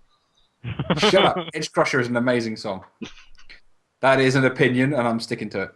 Haha. I love how your T-shirt even just says your opinion is irrelevant. Because you are a cunt and I hate your face. Here are your options. 1, fuck you, I'm Spider-Man. Damn these opinions. Well, Hydro Ninja, you would have had to put yours in. I'm sorry, buddy. Anyway, we've got more topics, surely. Is there any news that could go on your... Are you still doing your... are you going to be doing the Anarchist guide today? I don't know. There's not actually all that much been really new in the news today. Is it meta news, as always? Yeah, a lot of it is kind of already stuff like the PlayStation's coming out tomorrow. The PlayStation's coming out tomorrow. Are you aware the PlayStation's coming out tomorrow? There's a PlayStation. Is there a PlayStation coming tomorrow? Shit. I might not bother since it's already 11:15 at night. Yeah, we're sorry about that. No, it's cool. It's worth recording this and getting this out. Besides, Yes, because it's been way overdue. Because we should. It is way overdue to do this. Because okay, it's worth pointing this out that with regards to, since we talked about the Pokemans, Nintendo have actually released an FAQ to explain how the Pokemon Bank's going to work. Right. Because I know that's been like a thing that people are like, oh, whoa, what is this? So they're basically the features are that you can store up to 3,000 Pokemans in 100 online boxes, and you can use that to import Pokemon from Black, White, Black 2, and White 2. And then once you've set that up, you can sort and manage from multiple copies of X and Y, which includes digital ones. Right. Okay. I didn't know you could get those digitally. Yeah, you get them on the Nintendo store. Oh, fair enough. I forgot how good the Nintendo store is because I bought and of course the thing is it's announced as kind of it's originally kind of not. It's originally kind of, and the thing is that the bank is actually an online subscription service, which is a real pisser. And it's an annual fee. It's an annual fee of $4.99. Which goes live on the 27th of December. Which is just like, everyone gets a 3DS for Christmas. You want to store some Pokemans? You want to store your Pokemon. And there's a 30-day trial period. If you downloaded it and opened it before January the 31st. That's not such bad price, but at the same time, that's something you would expect. Like, I would expect to have the ability to get Pokemon from other games into my game. Am I not allowed to do that now? Do I have to pay to do that? Yeah, I mean, that's the thing. I mean, like, Pokemon is essentially, it's an ongoing series. Every time the title's revamped and they introduce new Pokemon, and people use it, and they continue. There are people obviously who've passed on their Pokemon like gen to gen. They've really got a huge pile of them, and so then to charge them for storage, I kind of feel like it should be implicit in the price, like it should be involved with the game. Yeah. Like, why shouldn't there be cloud storage for your Pokemon? That makes sense. That's like useful power of the cloud. Synchronize your Pokemon, the power of the cloud. Like, synchronize your Pokemon to the cloud. Like that's a good idea. But of course, we're not going to do it because it's a smart idea. I mean, that would make sense to do smart things. Yeah, that's true. I think it's just microtransactions are unfortunately slowly incorporating themselves into like everyday life. Yeah, and it is a problem when it becomes like, because the whole free-to-play model, the free-to-play model buffed with microtransactions, as long as it doesn't screw up the progression and doesn't ruin the game, then it's got a place, because the game's free, and then they charge you for different things, then I'm not too bothered as long as it is not like Curiosity, where it was just filth. That was like, what they were charging was just like horrible. It was a tenner to add cubes, wasn't it? Yeah, add fucking cubes to it. And then in the end, it was a guy who downloaded it an hour before and just tapped the screen like crazy. That must have been great for everyone who actually paid to get cubes removed, huh? But that was just an evil thing. I mean, I think we're gonna have to get used to microtransactions. Even an idea in AAA games is insane. Yeah. I mean, if they were going to release a AAA quality game, like a free to play, whatever, a completely free to play game that, in order to make the game worthwhile, like a freemium service. If they're going to do a freemium game, I wouldn't feel quite so bad. Yeah, I don't mind. If they were going to release FIFA for nothing, and all you can have is the training modes for nothing, but if you want to have exhibition matches, you have to pay £10, and if you want online play, you pay another £10. People aren't going to care too much about that, as long as the maximum price you pay is around about the price of the whole game. Yeah. That's what Killer Instinct is trying to do, isn't it? Yeah, that business model could work well. I mean, as long as it's... I mean, they haven't done what, say, Capcom have done in the past, where they've said, oh, yeah, well, you've got to have the game, you've got to have the characters on your machine, otherwise it doesn't work. They like, don't. oh, fuck off. They don't know what patching is. Yeah, they were like, sorry, have you never played Mortal Kombat? Because they did that. I know it's impossible. Really? Because Mortal Kombat does it. You don't need to have all the DLC characters to fight against people who have the DLC characters. That's the thing. I think it's just we're gonna have to get used to microtransactions. I don't think they're going anywhere anytime soon. And when done appropriately, you know, like you said, you know, if as long as you're not winning the game by buying these microtransactions, I'm all for them. But the likes if they want to sell skins and shit, and you want to pay for skins, and that's fine. I mean, but when it's like the stuff that John Riccitiello was talking about at EA, he was talking about getting people hooked into Battlefield and then charging them to reload. fuck. And that's where you're gonna start seeing that kind of shit, and you're like, whoa, Back the fuck up. You don't fuck that. And the fact of the matter is that they still need to realize that there should be a huge chunk of the market where it's people who want to buy a game and have it and keep it and play it. Console gaming is all about being retro ready, and you play these games for like whenever. I can play my Dreamcast, just as I can't play Phantasy Star Online because it's not active anymore. I can still play games on my Dreamcast. Yeah. I can still play GoldenEye. I can still play multiplayer GoldenEye. Oh, those were the days. That's a big attraction to a lot of console gamers. They like the idea that it's separate from a PC. It's not about in the moment tech. It's about that machine plays those games. That's what that is, rather than the idea of this machine will allow me to stream these games for the next 5 years. 5 minutes. Yeah, that's maybe it's an EA game. Going, yeah, how you bought that game? Well, 2 years later we shut the servers down. Now fuck off. That was with FIFA, wasn't it? Yeah. Yeah, 26 months they ran before they shut down FIFA 12, FIFA 11. Jesus Christ. I just think, in saying that though, a lot of games do microtransactions well. I mean, I hate bringing up League of Legends every time, but you know, that's free to play. Yeah. So that's a freemium game. And I consider that those kind of free to play games. That's League of Legends is kind of a freemium. It's not like you got the free to play kind of mobile games where it's you want enough energy in your game to play for more than 2 minutes at a time. Yeah. Pay us £1.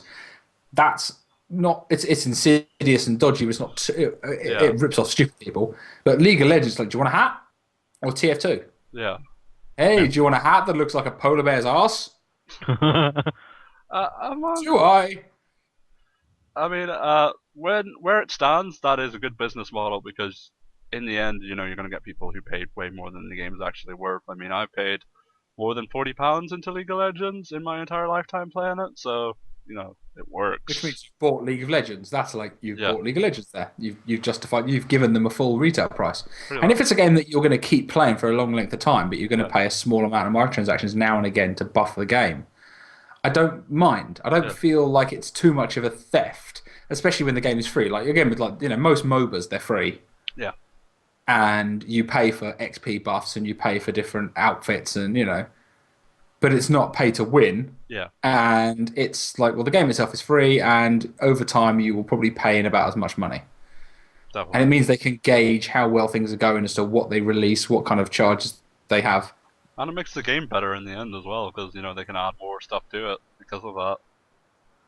It's a consistent business model. Yeah, which I don't feel is the same with something like Rise, where for some reason, I mean, Crytek are such dicks. I mean, Crysis is an incredible game, and everything else they've made pretty much blows. Kanye West of the gaming world. Oh yeah, I mean, I love Crysis, but when they got to the point that at the end of this last gen, they were like, "Oh, it's holding us back. We can't get any better. We can't do any more." I was like, I get that you've not moving grass and shit, but some gameplay. You haven't actually you actually haven't matched the gameplay of Crisis yet. Everything you've released since has not been as good. Crisis 2 I thoroughly enjoyed, actually. But it wasn't an open world in the way Yeah. that Crisis 1 was. You didn't have like this massive open area. Definitely. It had so many different ways to play. It was brought big wide corridors. It was go into this room, Yeah. get from one end of the room to the other end of the room. And it wasn't as good as Crisis 1. And they said that they'd reached the limitations because graphics is what's holding the gaming back. And then they released Rise. Yeah. And I kind of think, well, what you've just done is like a really like not very good hack and slash game with QTE literally one combo and QTEs. It's QTE Fest, the game. Yeah, and the online mode, I was like, when I saw that and I knew there was going to be old multiplayer, I was like, do you know what? How Crytek could make this good if they could have full pitched battles. Yeah. Oh man. You know, have defend and attack outposts and things. You can be barbarians versus Romans. All the different factions. Could you imagine getting like 16 people to do that shield wall together? That would be great. That'd be really awesome. good. If you could have it so that you had like, I don't know, say you had 12 Centurions on one team versus 30 barbarians that weren't as well equipped. Yeah. And have asymmetrical combat with different scenarios and stuff. But what have we got? A two-player horde mode. That's what it has. That's what Rise has to offer. A two-player horde mode. That's not the next generation of gaming experience. I mean, the Gears of War horde mode seemed a lot more advanced than that shit. Yeah, way more. Like Gears of War 2 horde mode. I am sick of horde mode in games. It's like, Yeah. what does? Okay, we're gonna give our game a multiplayer, and you're like, this could be interesting if they implement this, this, and this. And it's like, nope, horde. It's a popular kind of gaming method. I mean, there's a lot of games that just use that little wave fighting games. You know, I love Killing Floor, for example. I could play that, endlessly, just because of just how simplistic it is. Yeah, definitely. I like Orcs Must Die. Orcs Must Die is a great game. Yeah, I like that too, because the whole trap system just becomes a lot more fun to it. But it's kind of the most unimaginative multiplayer you could ever have. Mm. Unless you want to go for the run, gun, run, gun, run, gun. Yeah. Although I miss good run gun when it was done properly, like the old school LAN parties with just here you start with a pistol. There's some weapons around the map. Go shoot your mates. Yeah. Yeah. We all miss the Unreal. Have you ever played Unreal? Yeah. In LAN play, that game, the first Unreal was so cool. They had the 8-ball launcher. Do you remember that? Oh, You right-clicked and you could load up to 8 rocket-propelled grenades, and then release them, and then just fire 8 rocket-propelled grenades directly in the face of your mates. And like, ah! It was so cool. Look what you have now. You have to start off with shit assault rifles, kill a bunch of people, and before you know it, you're running around with all the best weapons. Yay! Got an AK-47? Everyone's fucked. For some reason. Well, we can't sit here. I know that you can fire it when it's got sand in it, but it's not like it's the greatest weapon the world's ever seen. There's a reason it's called the AK-47. The Kalashnikov's an old fucking rifle. Like they haven't made a better one. I think it's just it's us being nostalgic at the same time, but innovation is obviously going to be a lot harder to come by within like coming years. But maybe next gen will have something that we don't expect. I think that they can utilize cloud gaming and this to do some really good events. But I mean, as long as they maintain good quality single player content, that'll mean that the machine's worth something in the future. Yeah. I mean, like the Dreamcast. I mean, it's 15 years old this week, and obviously, like Phantasy Star Online was the biggest thing on the Dreamcast. Now, of course, there are a couple of servers, I believe, now and again, but like it's worthless. If you have a Dreamcast and just that game, you have a brick. Yep. In the same way that I've always said that once you shut down the servers, once you shut down it, if you want to play Halo 2 online, you just can't. It's gone. Yeah. They shut. Xbox Live is shut on the Xbox One. You've got your single player games, and that's it. Same with the 360. They said they're going to shut down around 2015. Yeah. I think maybe in 2016. So that means, I mean, like even games like Mag, which is on the PS3, the big multiplayer game, that's being shut down a couple of weeks. In your honest opinion, what would you say was the most kind of innovative things you've seen this generation of gaming? Oh, in a good way or a bad way? Let's go for both. Hmm. That is In a bad way, definitely microtransactions. Yeah. That's just- Yeah, okay, that's a given. Or on disc DLC actually is probably even more insidious. Yeah. Where it's Yeah. like, hey, we've got a new Capcom fighter. We've got other characters locked on the disc. Do you want to pay money for a 10 kilobyte code that unlocks something you've already fucking paid for? But at the same time, DLC was also a good thing. It's just been handled really poorly. I mean, because like the Fallout campaigns, they blew my mind when I got Yeah. them. Like They became really good. I'm paying 800 Microsoft points for like Operation Anchorage, which is arguably one of the best DLCs I've ever Oh yeah, played. like implementing kind of. expansion packs into console games was a major plus. Yeah. That was something that you never used to have. It's always a PC exclusive thing. Ah, well, we can expand the game, and once you've got it, that's it. The game's stuck forever. Yeah. That was great. The worst things I think have to. If I ever pick like worst things, day one patches Oh, because they ship on not working fucking games. That is a dreadful thing. deadlines. I just want to go back a spot there. Anchorage wasn't that great. I loved Operation Anchorage. Fuck you. It's okay, but like your only kind of good way to play it is if you're all combat. I mean, if you're the sneaky, use melee weapons, you're fucked. I try to remember. Is Anchorage the one where you go into the machine and you're in the Brotherhood of Steel? Yeah. And Yeah. you get. That was so funny because I raided that place and I was so over encumbered, and then I walked back to Megaton from there. And I had, because I was like, I'm taking it all. And I'm just slowly walking, literally just like, oh god, this feels like I'm playing EverQuest. It was worth it in the end. I feel like an admin has dumped me in the bottom of a gorge somewhere, and I'm like, come on. It's like at the end of Dead Money when you get to the vault and you just find all the gold bars and you're just kind of like, well, fuck everything else I'm carrying. And I was like, oh, if I'm over encumbered once, I might as well be over encumbered by 1,000 times because it makes no difference. That's true. I'm over encumbered by 1 kilo or 500 kilos. It doesn't matter. Season passes for DLC, they haven't made yet. Yeah, that's a. I mean, like the season pass for Bioshock Infinite. Yeah. It was so long before, and they didn't even really say what the DLC was. Yeah. And then, like, if what you wanted was an expansion to the game, like, I mean, I think that Burial at Sea, I like it as the idea is like someone who's a fan of Bioshock. Yeah. The different All take on the game. and stuff is kind of cool, and, Yeah. and introducing, and having just like cameos from Big Daddies and stuff, and having characters from the original Bioshock appear before they went as mental as they did in the game. But That's only really cool, but that's more of a nod. If you just like wanted something more from it, but I'm not only sure if- really like what more there was to it because it's such a self-contained story. Borderlands 2 was definitely another thing that went overly far with the DLC. Yeah, Oh, didn't it? I still haven't played Borderlands 2. they didn't. Two DLC season passes. Yeah, because they didn't know they were going to be doing the second one. They had all the ideas for the first free expansions. Well, first free, isn't it? The only season pass I felt like I got my money out the whole generation was actually Saints Row the Third. And that was just a bunch of stuff that made the game even more crazy.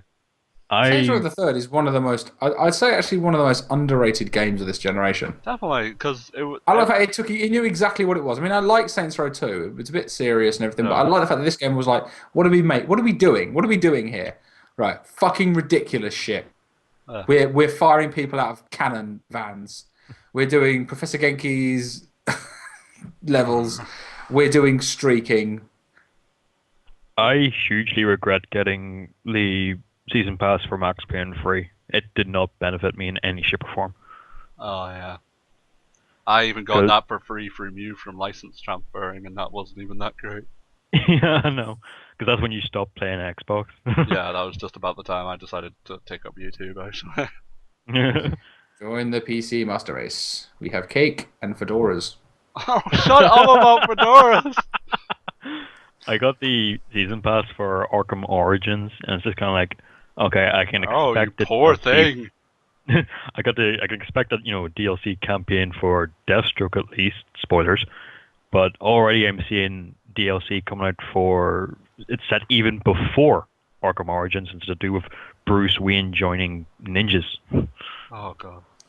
Arkham I mean, Origins. I'm gonna, I'm gonna pick. I want to pick it up on the console as like a Game of the Year edition when it's a bit cheaper. I do have it on the PC, but I thought I'd try it out for the sake of like reviewing it for the channel, and I didn't even get to reviewing it. I just did a video of the glitches I found. Yeah, which It's was the great, awesome- by the way. Fucking hell! The awesome cover art on the box, 7 out of 10. Must buy this for your dog, IGN. This game is The like thing that pissed me off about it is anyone else. Anyone? I see you've played Origins, and how did they fuck up the combat as badly as they did? They changed a few things in it, as far as I know. With the whole counter system, remember how easy it was to counter in City and Asylum? yeah. Yeah, but because they want to make you kind of learn that Batman's a little just younger at this point, he's still less trained, that little counter slot is half the time. I think Yeah, but what annoys me more than anything is that the free flow system doesn't work as well as it used to. Yeah, In the way that if you're aiming towards, like in the other game, obviously, if you knew there's a character off camera to another direction, so right, okay, there's a guy over there, so forward attack, left attack, right attack, back attack, and then you find yourself just going, ugh, and then you ruin your combo. And like on the other games, I would have nailed a really good combo, and that really annoyed me. It's happened quite a few times. I'm like, you shouldn't be doing that. Like that. I know when I fuck up a combo. And that wasn't a fucked up combo. That was the auto aim was a bit off. But also, there's another thing I put in a video that if someone if someone throws like an object at you and you dodge it and it hits one of the characters, one of the enemies, they literally get bumped out of the of the conflict, and they become non-entities, but they still exist and they walk around. They pick up any weapons they can find. And after you finish the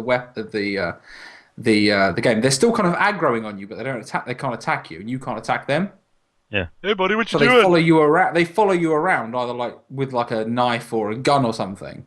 And it's like, I've done it's a like they couple get of times. glitched out of the mechanics, and they stand there. You can throw stuff at them, but they either like block your batarangs if you can't harm them. Huh. It's like, what the fuck? That's never happened before. Like, what is that? I think Yeah, that like- was a game that nobody wanted to make. What Definitely. I dislike most about it is the amount of stuff that you have to kind of unlock and like the ungodly steps you have to go through to unlock it.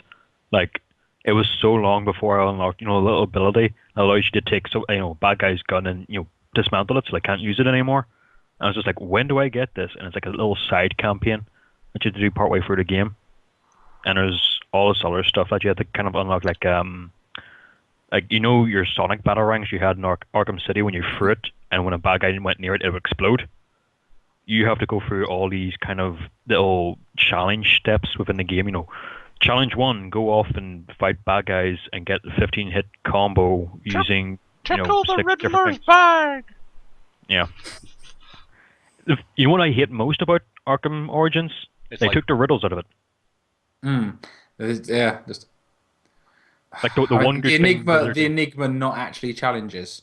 Yeah, it's just like now it's a collecting game basically. It's no longer. Oh, can you here's work a out clue, that go you have find to it. electrify this batarang? Yeah, I get it. Okay, it's not that difficult. Yeah, you do that about 3 or 4 times in this one again. And I also was really annoyed that as much as I think Troy Baker did like a great job as the Joker, like vocally wise, he was terrific. Yeah, he was pretty You good. cannot he had such a hard job taking over Mark Hamill's role.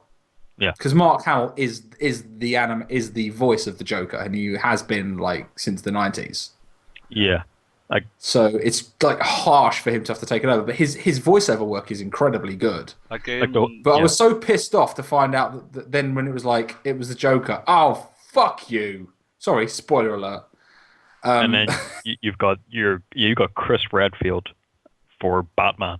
The whole way I'm playing through this game is just like I don't feel like Batman. I just feel like Chris Redfield if he just had more training and a batsuit. Less steroids and more training. Boulder punching! What was it? I saw And I mean, also I dislike that you had to fight. It was like then it was about fighting Bane 3 times. It's like I was sick of the Titan enemies in the first one. Yeah. I didn't like that they brought some back in the second one, and I was like, don't make me fight another Titan-esque dodge, stun, punch, punch, punch, punch, punch, punch, punch, dodge, stun. Like, please, why are you doing that to me? That was the first But boss fight with Killer Croc, basically. yeah, I mean, I feel bad for Warner Brother Montreal because they probably had a poison chalice. Yeah. I don't know how you could take that game. They couldn't innovate because if they did, everyone would hate it. Like they had to try. They it must have been like they felt they had to play it safe because they even said in an interview we had to try and play it safe. We were so cautious about ruining such a loved series. Yeah, they really tried with them. And they made there were a few glitches, there were a few issues, and then they just retread so much from the previous two games. Yeah, they really tried. But I feel bad that people were like giving it a 4 out of 10. I was like, I don't know if it's a 4 out of 10. I think it's, if anything, it's basically Arkham City 0.5. I will say I do like the map. Like Gotham actually feels like Gotham. I'm running around and I feel like I'm running around from the Gotham from Batman Returns. And I fucking love this map.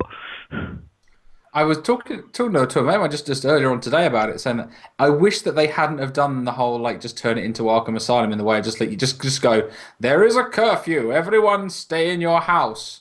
There are no civilians in the street. Like, couldn't they have had it so there were actually civilians, and if you expose yourself as Batman, just like you're walking down the street or something, people will freak out, maybe someone will pull a gun on you, maybe they'll call the police. Batman, you son of a bitch! You have to stealth away from, you have to keep away from the public, and also that rather than just go, there's a crime there, go punch that person, stuff happens and you can observe it, and maybe someone's running down the road with a handbag, and maybe he's stolen it, or maybe he's returning it to somebody, but you've got to make a judgment call as to whether you beat the shit out of them. Yeah. They had this early little idea what they were going to have was the whole helping the police thing. You can build up a trust. That was supposed to be an idea. Like, if you build that up, then, police would stop trying to attack you. And with bad guys. Yeah. Beat up more bad guys, but, help the police. And it's like, it never works. Storyline, at the end, cops kind of trust Batman? Okay. It was a game that was kind of like pizza. It was just fine. Yeah, it's not an atrocity that people say it is, but it's just fine. And it was never going to be innovative. They, the next. I know that Rocksteady are meant to be working on, and it's definitely going to be a next gen title. Oh yeah. Doing like if that Silver Age Batman thing's real, it could be fucking incredible. If it was like with properly like the old like Adam West. If they made an Adam West Batman my game, god. with literally like all the kind of like the Cesar Romero Joker and stuff like that would be so cool. I'm going to punch you so hard With like that biff, I'm going to punch you so hard that words are going to materialize. Every time you get the critical hit. I would totally love that, to see an actual, because I think we kind of got lost a bit with Batman. And I really love Batman. I think people have got too much in love with the darkness of Batman when basically he's not as dark as people make it to be. Holy homicide, Batman! Dark, pretty, but ultimately the campy kind of 1960s Batman is pretty much what 1960s comic Batman was. Yeah. It was all about shark repellent bat spray, and like it was camp as fuck. I mean, like literally, like Batman and Robin sitting in bed together, reading newspapers and stuff. Like it was cheesy. It wasn't this like ridiculous. And obviously, like I blame Alan. I blame Alan Moore. he kills everything. Actually, no, I do like Alan. I had so much fun. Nolan! Just a little step. Like the multiplayer isn't that great, but when you actually get your chance to play as Batman. You got these two teams fighting each other, and then Batman and Robin's running around. And every time I'm playing as Batman, and I can do like the inverted takedown, I always have to say down the mic, "I'm Batman." I have to say, I just pointed out All Star Batman, and anyone who's a Batman comic fan, buy All Star Batman because it's Frank Miller doing the Dark Knight Returns. Yeah, love that. The Dark Knight Strikes Back. Yeah, it's the same universe Batman as early Batman, and it's him basically kidnapping Robin and treating him like a piece of shit. Nerds. And his line is, "I'm the goddamn Batman." There's He's like, "Shut your face, kid." There's a really good like goddamn Batman. And instead of Martha and Thomas Wayne getting killed, it's Bruce that gets killed. So Thomas becomes the Batman. Yes. That'd be And then awesome. Yeah, was Martha in a sorry, was twist. that? I can't remember. Was it called? Was it Flashpoint? Yeah, Flashpoint. Nerds. Nerds, you know about Batman, you fag. There's a Go guy- home and play I recommend Dungeons. though, just like if anyone likes the kind of like the dark, gritty, like the Frank Miller Batman, All Star Batman Robin is good fun. It's like ridiculously camp fun, and it's like like Black Canary kicking people's teeth out in a bar, and and it has like the Joker with his, in the I'm sure it's in the Dark Knight Returns where the Joker has a Nazi woman with swastika nipple tassels. Yeah. Yeah, she like appears in, or another Nazi with nipple tassels appears in this as well. Like the Joker's got, so that's kind of like a nod to, and it's all about, obviously anyone who hasn't read the Frank Miller books, I'm sorry, I'm going to spoil it for you. Where it turns out that the original Batman, the original Robin turns into Nightwing. no. When he turns into the Psycho, Oh, Red Hood. the Red Hood, where he's the proper like full on Psycho in the Frank. No, hang on, is he the Red Hood in the Frank Miller one? Or was it the Joker, the resurrected Joker? Red Hood. That was the original Joker. As far as I know, Dick Grayson turns into Nightwing. Yep. Jason Todd turns into Red Hood. Tim Drake turns into Red Robin. No, I'm thinking about the Frank Miller Dark Knight Returns series. The only, I'm pretty sure that it was like that I'm pretty sure that Dick Grayson in that series turns into a full-on psycho as the Red Hood. I think it was, and in this case, it's like they've messed around with canon, but like he came back, I think, as like the Joker or somebody, and it was because as a young man, Batman was such a horrible prick to him that that he like turns him insane. Like it's not the same as the normal Batman canon where Jason Todd gets killed but not killed by the Joker and then brought back and then becomes the Red Hood. But there's another, like the Frank Miller version, which is really dark. It's the one where he also makes Superman a massive prick. There was a Batman Beyond film, like Return of the Joker, and in the end, it actually that was cool. It actually just turned out to be Tim Drake, who had like That Joker. was surprisingly dark, actually. That was surprisingly dark. The only Batman thing I've read was the one where Batman died and the Joker slowly started to become sane. Yeah. I love that scene in Dark Knight Returns when Joker's in the mental hospital. Like he's probably just kind of run down. He has nothing to do, and he hears about Batman on the news, and he just turns around and goes, "Batman, darling." Just that grin, that full on. That book is so good. I do like that. I don't like it as canon Batman, but I like it as like a fun Elseworlds kind of what if Batman was a psychopath rather than just someone with massive daddy issues. They did a really good cross with like doing the movie version of that, because the voice actor choice was just amazing. Who they got? Do you know who they got to play Batman for the Dark Knight Returns movie? I can't remember who it was now. Was it fucking RoboCop? Oh, hang on, was it Frank Welker? Yeah. Oh, I didn't realise that. Love Frank Welker. He's so cool. The new RoboCop is going to blow. It's going to be terrible. Yep. Yeah. Frank Weller, not Welker. I'm thinking of. Where Is it Peter Weller? I thought it was Frank Welker. Am I getting? Peter Weller. Go home. Peter Weller. You've had too much champagne. You're not thinking. Frank Welker is the voice of Optimus Prime, isn't he? That's what I'm thinking of. Oh, yeah. Yes, Frank Welker is the voice of Optimus Prime, isn't he? I don't know. I'm getting my 80s dorkness mixed up. Hey, Chris, none of us were alive in the 80s. Shut your fucking face. That was when all the good He-Man things was happened. Thundercats, right? You were born before cool. You predate good things. Hey, screw you. We had Hey Arnold. Hey Arnold was good. We also had Street Sharks. Look, Shut Frank Welker did the the voice fuck of up about Street Sharks. I will kill you. Street Sharks was good. Oh! Get Biker Mice from Mars. Oh, well, I liked Biker Mice from Mars. Oh my god. I had a Biker Mice from Mars Snickers game on the SNES. Of course you did, Sam.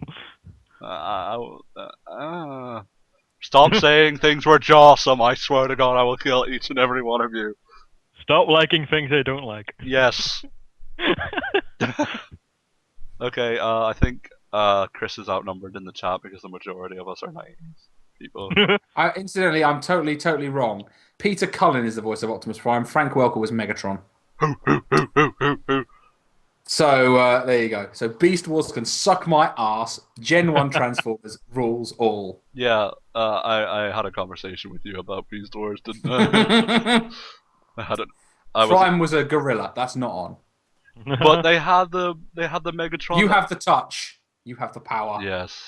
Yes. We had the Megatron that went yes, yes every 2 seconds, and then that one time we just go. Gen 1 Transformers. It was the most flagrant advertising to children, but my god, it was fucking incredible.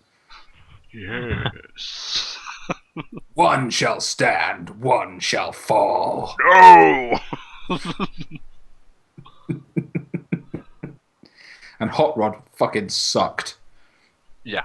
I'm gonna say that for the ages. I've never put that on camera, but Hot Rod was fucking shit, and he should have died. And Optimus Prime should have broken his fucking neck. That's all I've got to say about it. He killed Prime, the fucking prick. They used real guns.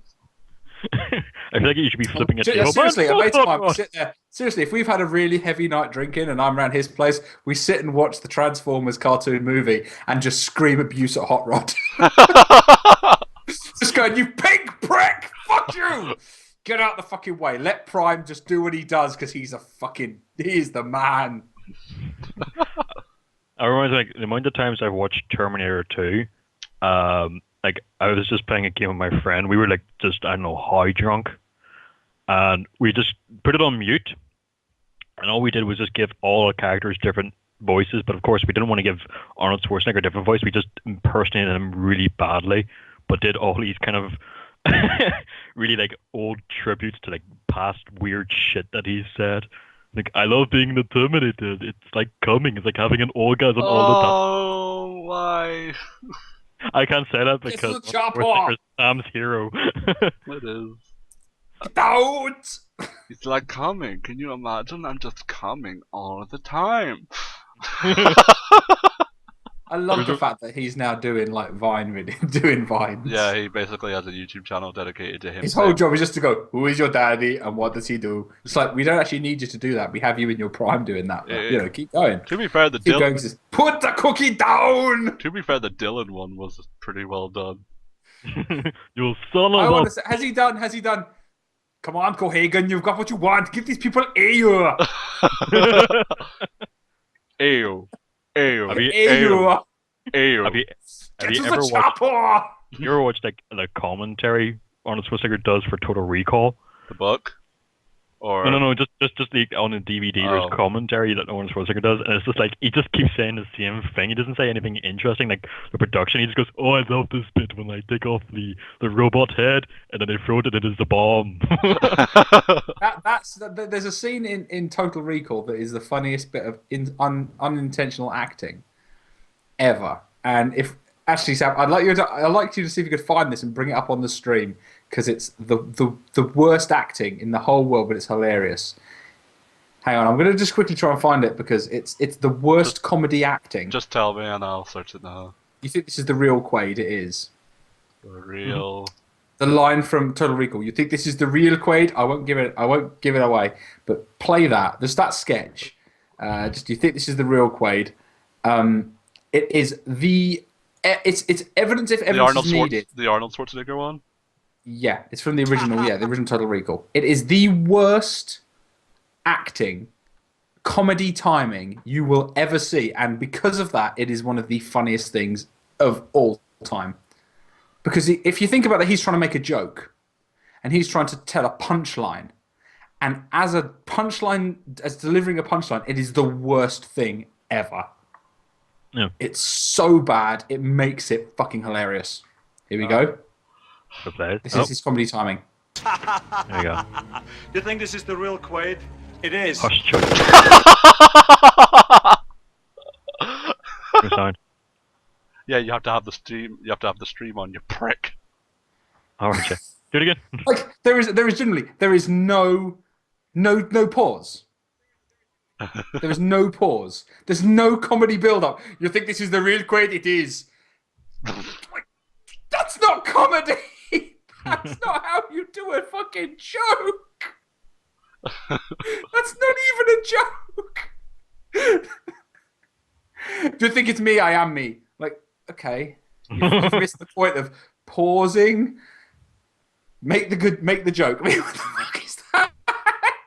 Why did the chicken cross the road to get to the other side? I have made the joke. Hold up. Germans It's and Aus- me standing in front of a Heavenly brick fuck. wall for 3 hours. Down. Oh, let's just make fun. Let's just make fun of things Sam likes. What do you want to make fun of that we like? Batman. What can you say? He's got a dumb hat.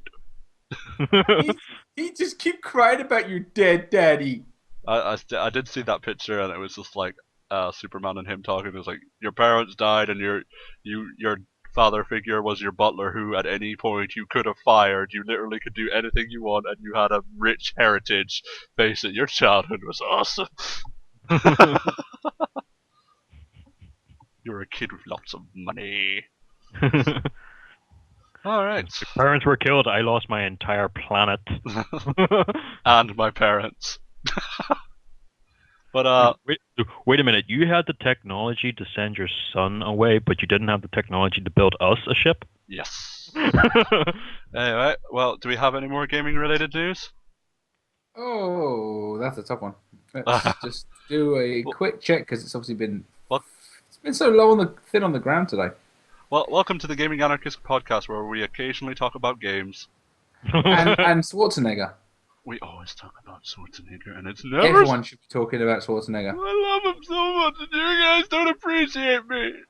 Should we do like top games we played this generation? We've Like, done that 3 times. Have we? We Yes. have, but I think we should maybe Let's- change that up a bit. Let's hear Mike's. Okay, so Yeah, like, let's hear that, and I've actually got an interesting thing to pose actually, and I think you'll like it, Sam. So let's see what are your top games of the generation then, If you Mike? say David Cage, I'm leaving and I'm never coming back. No. okay, well, I'm going to say straight off the bat, like from the beginning of Xbox, I had to say Gears of War, and I know that's a weird choice, but if you start, think back, It was way the back shit. to when you first played that, Yeah, you know- that was the shit when it first Yeah. came out. you know, because you never played a game that used cover mechanics that well. Like there was a few for the PS2 that had cover mechanics, but not as good as Gears. It wasn't integral like it is in Gears. Like I remember the first time I played Gears, the very first time, I just like died horribly because I didn't understand the concept of you just go to cover and you stay there and pop up and fire. And then once you got that, it became very same. By the time like 3 came out, it was kind of samey. But the idea of that, because I was used to running and gunning, and like if you had cover, you just sort of drifted behind it for a second to get away from the fire. The idea of tactical cover-based gunplay, I don't think that had ever been done. The idea of sticky cover like that, I don't think it had been done before Gears. I don't know if anyone wants to disagree with that, but I'm pretty sure that was a novel mechanic. At the Yeah. time, that was like, this is the future. Now you come to expect it. Inglorious Unreal Engine. The Unreal, I remember when the Unreal Engine used to look good. yeah. The Unreal engine was never good. Okay, what else? Let me think. Oh, Oblivion. I mean, that was one I think everyone spent a good portion of their life. I didn't.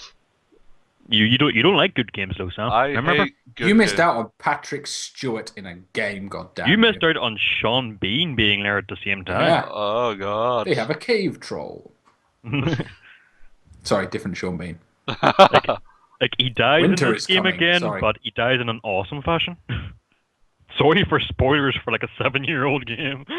Spoiler alert! Spoiler alert! Like, Wally, you piece of shit. Oh, and as Diego says, then you have Kane and Lynch. Well, Sigh. That had mechanics. hey, And- speaking of which, this asshole was the guy I enjoyed Kane of Lynch 2 with. Yep. Okay, I will say this: bad gameplay, awesome, innovative multiplayer.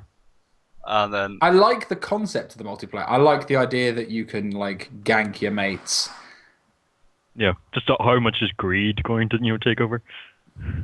'Cause I like the little ideas of that. Like, did you ever play The Ship? Hang on, did Aragorn say? Sorry, Aaron, when you said that was Aragorn didn't say they have a cave troll, or am I missing something in the comments? No, that was Boromir. That was Boromir said they have a cave troll. That was Ned Stark. Yeah. and well, Yeah, it was Ned Stark. Or Mike, have I missed something in the comments? Mike You want to can- clarify Mike that? can I know tell- there's a lag there, but I just saw that was Aragorn, and he, if you're referring to they have a cave troll, that was definitely Sean Bean. Or something. Totally Mike Boromir. can tell everyone the crowning moment of our Arcane and Lynch playthrough. Oh dear God. There was a few. No, the final one. Oh dear. Okay. Do you want me to tell this one? Yeah, you can tell it. Okay. For anyone that hasn't played Keen Lynch 2, I'm going to spoil this, and it doesn't really matter because you're not going to play it. Anyway, the last little section of Keen Lynch 2, you're in an airport, and you open this door, and it's just like, okay, there's the plane. You have to run to it past all these boxes, while there's all these guards trying to shoot you, and then there's guard dogs that are coming at you. The first thing that I hear coming through the other side of my mic is Sam singing. And Sam's sitting there singing, "Believe it or not, I'm walking on air. I never thought I could be so free." I'm not even singing it. I'm screaming it at the top of my lungs while being chased by the entire Chinese army. He's dodging bullets like the Matrix. I'm getting hit by everything. I'm like, "Son of a piece of shit!" help me." Carrying on a prayer. That's To the that's city. the thing though. That game, if it didn't have the ending that it had, could have been better received.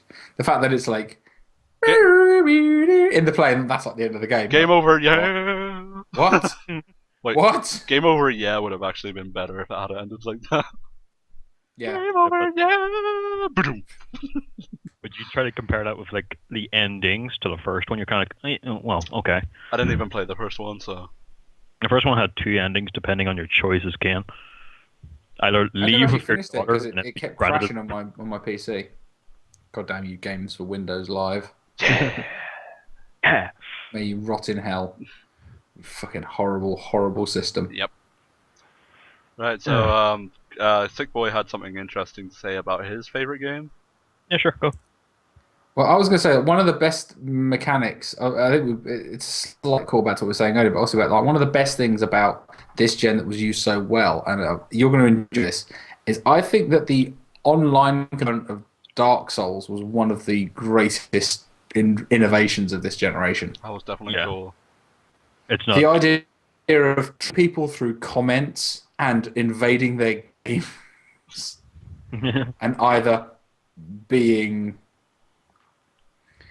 like their ally or just being a prick Like my and God, trolling other people's playthroughs in one of the hardest games of all time is just fucking amazing. Mike was told there was, that well at I think Firelink Shrine.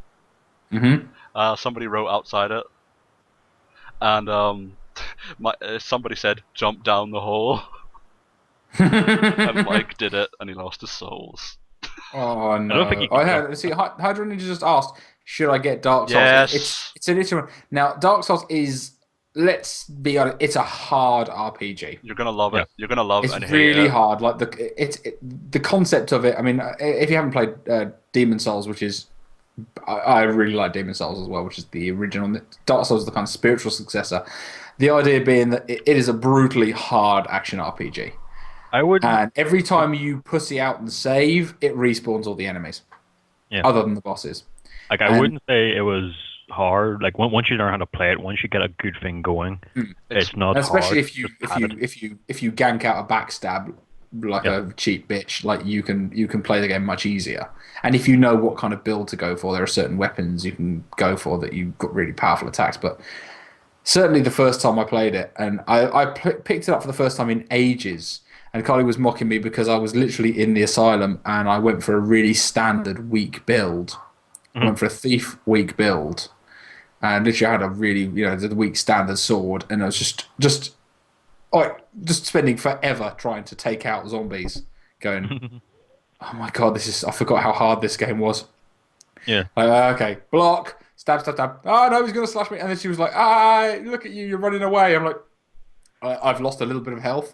It's worth going back to the bonfire, respawning them all so I can perfect them, so I can fight, so I can get through and get. Because like I don't have any decent weapon or anything. This is just like a brand new game. I'm so not used to it. It's so hard. Like I mean, yeah, it's not unfairly hard, but there's sometimes on like you could think that you're being cheated. Like if you don't look about, you can get killed by traps a lot if you don't look for them and you're not paying attention. Like when you can die if you pay no attention. Like, oh, that's not fair. I wasn't looking. Yeah, well, to be fair, you didn't see the archer. You didn't notice the archer firing at you from the battlement. You're dead. Yeah, like like some of the bosses, when you see them, you're just kind of like, how am I going to kill this thing? And you find out, you're like, oh well. Right. Well, shit. Like when the gaping dragon comes out, and you're just like, Jesus, Teddy fucking Christ! Oh, where did you get that from? Thank you, Sam. America, fuck yeah. Oh, Toxic is horrible. Toxic. Sorry, is it Toxic or Cuss? Yeah. Was it Toxic? Yeah. Is it in the section? Was it? Where is it? Where you get that? And if you try to go out to get your souls, and they originally before they patched it, you'd lose 50% stamina and health. Was it stamina and health? I think for like every time it happened. And so you could end up with like 12.5% of your health bar trying to get your souls back. No. Well, this generation's had some good stuff and it's had some bad times. And I remember the Twitter conversation we had about this. You know, for a lot of people, this is going to be their first generation that they can buy a console, and it's definitely going to be interesting going into it. I think. Well, I'm excited, even though I'm not getting one because I'm part of the master race now. At least until Kingdom Hearts 3 comes out. I will say, I've seen some really interesting ideas for playing game styles. Like the one for Far Cry 2 is play the game, and once you're dead, that's it. Turn off the game. You're done. You die. That's just it. Just like a roguelike kind of. Yeah, or try to play New Vegas without killing anyone. Ooh. Did anyone who ever played Baldur's Gate used to play solo Baldur's Gate? You try and play through the game with only your character and no NPCs. That sounds impossible. It's not impossible, but it's ridiculous. Try to play Red Dead Redemption using only the revolvers. Like only revolvers, no shotguns, no rifles, just a revolver. So it's actually a lot harder. I actually pretty much did that anyway because I don't really like revolvers. Oh, I did lots of hiding behind rocks. I like revolvers too. Yay! I have a revolver on my skin. That's what he does. I've always actually been a pistol like player when it comes to games. Like I tend to like really end up with FPS like early FPS. I always end up with the pistol like way later than everyone else has it. Everyone else is using other weapons, and I'm always like, no, I like the pistols. Every time I do like a shot, like a really good shot. Well, every time I shoot someone in the head with a revolver, Mike is always telling them, "Nice shooting, Tex." I say that, you know, when people have like a clear shot, they fire and completely miss. It's like, nice firing there, Tex. But when I do it, it's a compliment. Why is that? Because you actually do get the fucking target. Because I love revolvers. This gun is the best gun in the world. Oh yeah, we're doing a special about that. I've just got with the good question for people to come up with. It's just a few things on the comments that made me just think of something completely random. What dead franchise would you like to see resurrected? Oh. And let's not say Shenmue, considering that all this stuff happened this week, where they claimed it was a joke that it was coming back, and then it wasn't. Okay. Because I've just off the top of my head, I'm going to throw one out there. I'd like to see a sequel to Gungrave. Yeah. Me too. Gungrave was fucking brilliant. I would like to see another Gungrave. I would like to see another sequel. I know this is going to sound like me repeating myself, but I would actually love to see a sequel to Catherine. Even though it can't be done, technically, it would have to be like 500 years later. I would like to see kind of a restart to an Oddworld game. And I don't mean any of the 3D ones, I mean like the classic. They're remaking Abe's Odyssey. I know that, but I mean like a new game, not. Oh my god! I can't believe I forgot about Jet Set Radio. I would love to see that redone. Follow me, okay. Stop it. Oddworld Stranger is one of my favorite games ever, and a lot of people didn't try it. I would say it's an underrated game. Like I played a bit of it and I was like, it's not bad. Never But- liked guns. I can do his voice perfectly. I'm so happy about that. What was another one people are coming up with the camera? I just had to post the Wikipedia account for Gungrave, for the anime for Gungrave. 'cause does anyone remember Team? God damn, that was good fun. Does anyone remember Team Buddies? I remember that. It was a bunch of little like pill-looking like men, and you thought, oh, this game's gonna be cute, and you're like, why does it have a 15 and up? And it's like, build a fucking tank, you cunt! But it was actually good. Like, get a run out and get the boxes, bring them back to your base so you can build stuff. And then, like that one time, I actually just got the full 8 blocks and put a blue box into the mix of it, so you get the super thing. Shit. And you end up getting a plane. You're like, holy shit! That game doesn't even emulate properly as well. Uh, I'd like to see. Oh, Onimusha. Oh, Pokey, you son of a bitch. I would Onimusha's so advised. Okami would be good. Did anybody else grind in Okami so they could get the Moonlight Blade? why would you do that? I did it. Also, something else I mentioned the other day that I think people will be up for, another Tenchu Stealth Assassin. Yes. They tried That game was fucking incredible. I loved that game. I would like to see Dungeon Keeper coming back. Yes. I know they did like little spiritual successors, but they're not as good. Overlord and stuff. I am Yeah. your overlord. Doom, doom, doom, doom. Like I was happy when they brought Deus Ex back out because I thought Human Revolutions was actually pretty good. Okay, whoever said Mega Man can eat a dick. I'm sorry. Messiah. God damn it. Actually, I don't know if MGS really took over from Tenchu because I like that Tenchu. If Tenchu's done properly, it could be a spectacle fighter stealth Okay, I'm in sorry, a but way. If it was done nowadays, it could be done. Oh, Conker's Bad Fur Day. Anyone who had that on the Xbox, I'm afraid you got gypped. On Why? the N64, it's incredible. Why on the Xbox? Because I only played the Xbox version. They took out all the swearing. Well, They removed scenes. They heavily edited it. I am the great and mighty Pooh, I and think I I'm played, going to throw my shit at you. I think I played like the third Tenchu. It's Ricky Mario and it's Ayami again, but there's like a third character you can unlock. Who's like a doctor by trade. He uses only like hand fighting as well. But you can unlock this quick little thing where you could set the voice and the subtitles. So the subtitles are still in English, but the voices are all redone as a big comedy rehash. So like the whole way Stream through. still gone? Hmm? Hold on, stream might have stopped. Oh, Right. So there's just this kind of little run back. stop, stream stopped. Oh god. It's just. Wait for it. There we Well, go. we can. It's back live. Are we good? Yeah, we're good. So you might as well start back to where you were, just so you can seamlessly edit that in. Mike doesn't know what he's talking about half the time. So start back to talk about the third Tenchu game. What's good about it? All right. It was the first game I shouted "Holy shit" when I got a stealth assassination. Yeah, Another 'cause, like, you never really expect him to do the whole like triple grab by backflip. the head and stab him for the chest or something. I'd like to see Psyops back. I don't Sounds know. pretty good. I didn't know if Psyops was a good game. I haven't gone back and played it, but Psyops was definitely a really fun game. How about how about Siphon Filter? Ooh. That's a good one. Uh, You know what game they should remake? Oh, Hydro Ninja's either gonna say something. Fuck Call off! of Duty. Call of Duty Only if 2! they bring in a dog. Only if it's got a dog.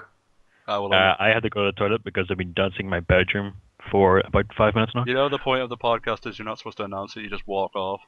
That's how it's Yeah, done. especially because you're not on video. Yeah. I mean, you could just sneak off, and then you could be like, "What?" I know. Come back into the head. It's in case Like, anyone what? like asks me a question. It's like, okay, so he's not responding, dick. Well, we would expect that. Oh, of you question anyway. is, did the mocap dog die in Ghost? Now, I haven't played Ghosts. I actually hear it was only in like 3 missions. If anyone can confirm that, we need people- apparently the dog dies really early on. Oh, great. So not even at the end of the game. I'm going to see if I can bring up the plot on Wikipedia. Well, they broke everybody's expectations with the dog, didn't they? The game begins with Elias telling his sons about the legend of how the ghosts first appeared. Meanwhile, in space, the Federation hijacked the controlling space station of the Orbital Defense Initiative, Odin, an orbital superweapon that utilizes kinetic bombardment and use it to destroy several cities in the southwestern United States. The surviving American astronauts sacrifice themselves to self-destruct the space station and prevent the other Odin satellites from launching their payloads further inland. Elias and the young Logan and David narrowly escape the destruction of San Diego. 10 years later, the United States has taught the Federation to a statement along a front that accompanies the destroyed cities, also known as No Man's Land.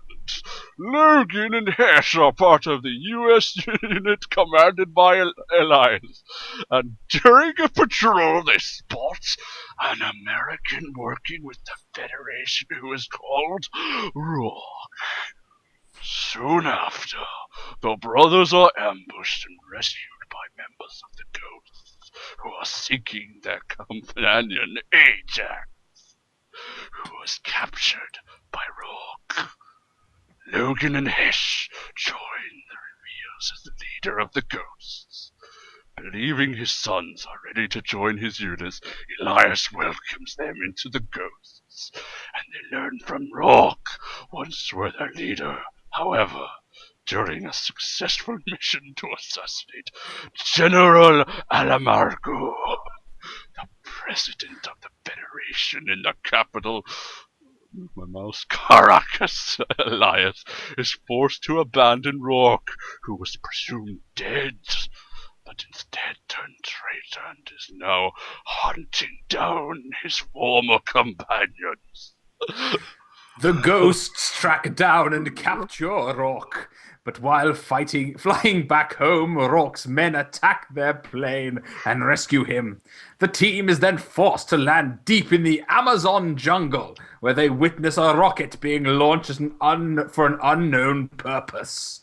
Once reunited and rescued, the ghosts storm a Federation laboratory in the Andes and obtain data regarding a classified operation in a factory in Rio de Janeiro. To secure a path to the factory, the ghosts destroy a Federation's Atlas oil platform located in Antarctica to lure the enemy fleet away from their objective and sink a destroyer guarding the Brazilian coast. Once inside the factory, the team discovers that the Federation had reverse-engineered the Odin's technology and developed their own orbital bombardment system. After destroying the factory, Elias and his sons regroup at a safe house in Las Vegas, but are captured by Rourke. After Hesh and Logan are forced to watch Rourke killing their father, the brothers manage to escape. Realizing that once the Federation's Odin becomes operational, their defeat will be inevitable. The United States pull all their remaining forces in a synchronized attack to take down enemy space center in Chile, while a small team of soldiers boards a shuttle to take over the Federation's satellites in space. Once both objectives are completed, Hesh and Logan pursue Rourke to avenge their father, and seemingly successful, only to find out during the aftermath that Rourke survived their battle. Logan attempts to defend their wounded brother, but his arm is broken and is kidnapped by Rourke, with the former ghost announcing his plans to brainwash Logan into killing the rest of the team. In a post-credits scene. Wait. Can I do that last sentence in the voice of Snake? Fine. In a post-credits scene, Logan is seen being kept alive in a pit of jungle, presumably going through the same torture methods that Rourke went through. Metal Gear. Went through.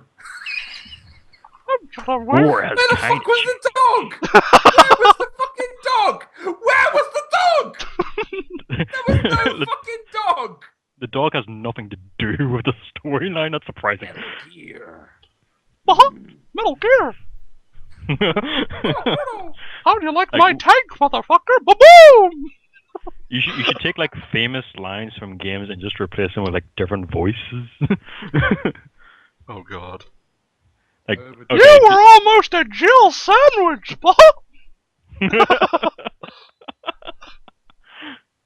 That would be so. You're the master of unlocking. Take this lockpick. Christopher Walken as Wesker. Ow! I'm giving you 7 minutes. It's all I can spare. Like, I have released the Ouroboros virus into the atmosphere. I like That was more William Yes. Shatner, and I love it. Interesting grammar. You can all speak like Christopher Walken. If you enunciate every other word and put commas where there are none. In East St. Louis, of all places. I just had a link put through here is worth mentioning. Witcher 3 devs. Oh. Because I love CG Project Red, so it is worth bringing up because I bum them immensely because they're just awesome. But they've said that they're not Witcher 3 devs on PlayStation 4 capabilities. We're not holding it back. So it's reading through here now, and they're saying that the PlayStation 4 is significantly more powerful than the PlayStation 1, and also supports a much more faster RAM. Fucking terrible English. This prick Gear Nuke doesn't know the language of English. That's much more fucking faster. Shut the fuck up. It's faster. So the faster it's not. It's not much more faster. You must love my autocorrect. Does this mean it'll be held back when developing The Witcher 3 for Xbox One and PlayStation 4? And they basically said, on the PS4, it's very good to have fast memory. Everyone's really happy about that. The problem is the game has to function on everything. No, we're not holding it back. It's just that we're not at the stage right now to go in and optimize on each platform specifically. We want to make the game and the whole engine run on everything, with all the features and bells and whistles, and then just optimize. I don't really see a major power difference. The memory is very different, but I already said that before. Pure computation power, if you measure that, there's no major difference. Both new consoles are like PCs anyway, he added. It won't be until teams really delve into low-level optimizations that true grunt of each will come out. That's kind of cool. It's a kind of a shame, though, because, I mean, The Witcher has always been just too fucking awesome for consoles. Like, power-wise, when it first came out, it was just this powerhouse. I personally feel that suggests that The Witcher 3 is not going to be the step forward that The Witcher was. Like, The Witcher itself, as such a small budget game, was a real game changer. Oh yeah. I thought I was good at games until I played The Witcher. The Witcher is incredible. I mean, despite the fact that I know people might be put off by the ridiculous kind of try and shag every character you can and then have a picture of their just about covering their nipples, and then in the second one having the sex scenes with the bow chicka bow bow, which was really cheesy, but at the same time it was a fucking cool game. Like the mechanics in the world and the books are really good, even though the film and the game and the books are different things. I mean, the writer has said basically it's not part of the canon; it's their own thing. They've gone and done their own thing, and I'm happy with that. I'm not interested. I've sold the rights, and that's that. Because let's face it, I don't know what is the character. There's another series of books that The Witch is actually a proper rip-off from. Does anyone know? I just want one nerd to be like, Game of Thrones? Fuck you. There is an issue where it's proper. I can't remember what book it is. It's an American fantasy series, and it's clearly like, because I first read The Witcher when it was first translated into English a good few years ago, and I really enjoyed it. But I didn't realize that there's an American fantasy series that's basically the same, literally down to like the character of Geralt is like pretty much the same character. And he claims, Stepanowski, who wrote it, claims that he's never heard of it, which I think is clearly bullshit. Press X to More said, weren't the Witcher books based off D&D, like a personal campaign that the writer had? I'm not sure, because hang on, it's there's a series of books that it's Trying to find this now. The quick.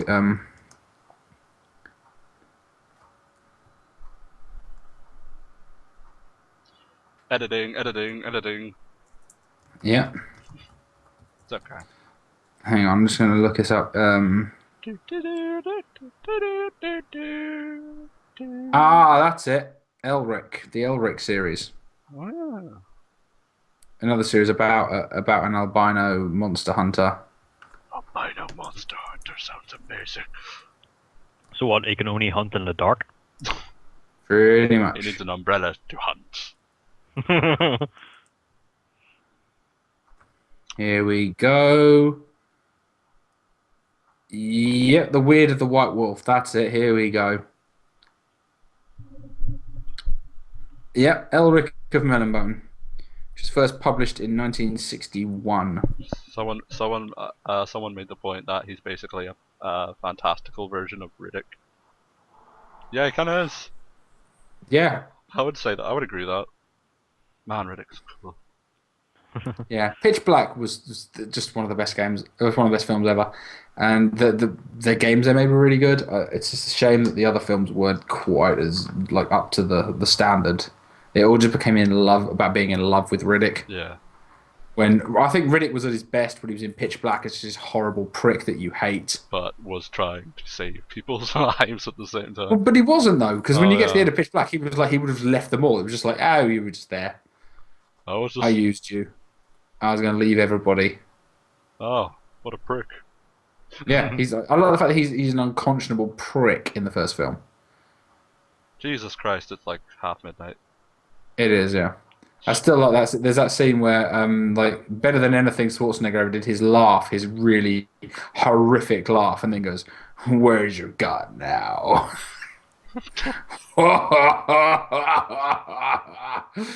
Where's your God now? It's just I like, kind of want there to be a film where Vin Diesel and Dwayne Johnson play brothers. Oh god. It would be too weird. It would. Well, do you think we should do our outro, or do you want to go on longer? I think we're good to go for a wee bit. Why not? Okay, more for Sam. That is ridiculous. I like it. Oh, you fucking asshole. Dick! That's just fucking ridiculous. I can't even do that dick anymore if I tried. You can't do the dick anymore. You're out, dick. Dick! Never mind. There we go. You did it spot on there. That was spot on dicking. Oh god. I'm sorry, headphone users. Incidentally, I think it's worth floating it here whilst we're amongst friends. The plan that we've been formulating about a new series. I'm going to float it out here because only the most dedicated and interested in our work is going to be here at this point after 2 and a bit hours of podcasting. Yeah. Which is pretty much everybody. So we're going to float this idea that we were talking about doing basically do an Ancient Aliens style documentary on the Xbox Cloud. I think I know what you mean. So basically have people being filmed doing the whole their own half-baked theories about it, and then do the whole you can see here that in the ancient Aztec art, here a shape that is clearly that of a cloud. What did they know? What did the ancients know that we did not know? And do just a complete piss take conspiracy theory series. You mean like Unsolved Mysteries, but for the Xbox One? Yeah, but not just about that, but to start off basically with the first episode, like to pilot it kind of with the Microsoft Cloud and just rip the absolute piss out of it. But do it in a way that's like a fake conspiracy, so it would just be like making up stuff that like the cloud itself is a spore that cloud. Microtransactions are all over the world. Microtransactions. Cloud. The And cloud. just completely just like, and then just, you know, once that's done out, like, you know, obviously, and this would be like serious filmmaking. This would be scripting and planning and doing different bits and then having it whole narrated over and do like a fraudulent kind of it has to be something really good because for what we're doing, it's going to have to be really cleverly done. Yeah. Because if it's weak, it's going to be terrible. Yeah. So it really has to be a high quality thing. So we need to properly like script it and deal with it, and actually do some proper, like comedic acting and stuff to kind of make this into a thing. I think the best thing we ever came up with was the guys in the locker room, and one of them has like a red circle on his back. Yeah, Dude, you've got the ring of death. yeah, and then have. The Reaper Xbox Ones coming down from the sky, shooting their laser, doing the Xbox sign-in noise, and then have like a little catchphrase going, like in the way they do with like HAs, with like dramatic recreation of events that we think might happen, and stuff like that to kind of like make it like this ridiculous. I'll get on Kickstarter. I don't think I don't know. I reckon we could do this. I really think we could pull this off. It would require me moving to London for like a couple of months. Game over again. I think that if we did it, I think it could be something really good fun. Well, hopefully. I mean, I need to get to London anyway, so any excuse is a good excuse. If you guys want to kickstart me moving, but you kickstart me the deposit on a flat, bitch. More than the deposit. Will you kickstart me a basic wage, and then we could have content all the time? No, I didn't think so. No, I think that it could be a good, just a fun thing to try out, and if it works, then go on to something else ridiculous. But the idea being that the basic theory being that the Xbox Cloud is a spore to cause mind control, and that microtransactions. But the original controller idea of it having to release sense is actually still there, and it releases spores. And the Kinect is there to like read your bone density to make sure you've absorbed enough spores. I think that this could be a really good parody. There's like one scene of like some guy in an interview room wearing a straitjacket. It's like, before I knew it, I was buying season passes to games I didn't even own. Yeah, exactly. And then have someone like running out of a house with a TV. Sports. just like DLC. The DLC. And even it's just gonna use be clips pretty. From, say, like The Last of Us, of like clickers from The Last of Us eating Joel, and then going like dramatic recreation and stuff. I'll just wait. No, instead of like just Photoshop the Xbox One on and just have the. Or just have like Peter Molyneux's voice playing while they're getting murdered. Scene 1, 2 people talking in the background as we have the camera moving on an Xbox One. Oh god, we have people. See, for those of you who don't know, this is what me and Chris talk about on the phone. Yeah, yeah, literally. But I just thought the idea of having the whole like so make it like it's a documentary, like it's about a real like. Some theorists believe that the Xbox Cloud is in fact a real sentient cloud, just tied into Skynet from Terminator and all kinds of shit, and just make this ridiculous, over-the-top conspiracy theory. Have you noticed that is no more? Have you noticed that the Mayan calendar is a circle? Have you noticed when you scan out of the globe, it kind of looks like the Xbox logo? We slowly get into the center of the. Oh god, we've got someone planning out a screenplay right here. Oh, I think this could genuinely be. I don't know how grand it'll get, but I think as just a little, and literally have like someone like how where you do the documentaries where someone's like there's light behind them but no light on them, and they're talking through a voice changer and they're going. Soon before I realized it, I was shoving mushrooms into the Xbox GPU. It's literally Glenn Beck logic to take basically Glenn Beck. If Glenn Beck wrote a documentary about the Xbox, because if he thought Microsoft was run by communists, this is what the idea would be: a documentary as if Glenn Beck thinks that Microsoft is run by the socialists, as if Obama run Microsoft. Into my Xbox One, it wouldn't take it. So I inserted my bank card, slowly was eaten alive. This is Julia. For the sake of it, we have given her a false name. her son bought an Xbox, and he was never the same again. Before I knew it, he was just an entirely different person. Oh, So there we go. That's the first idea. So we'll see what happens with it. Yeah. And if it works well, we might try just do it as a thing, because it would be. Yeah. Oh look, people are already instantly. I go on Twitter. Everybody's just bought a PlayStation.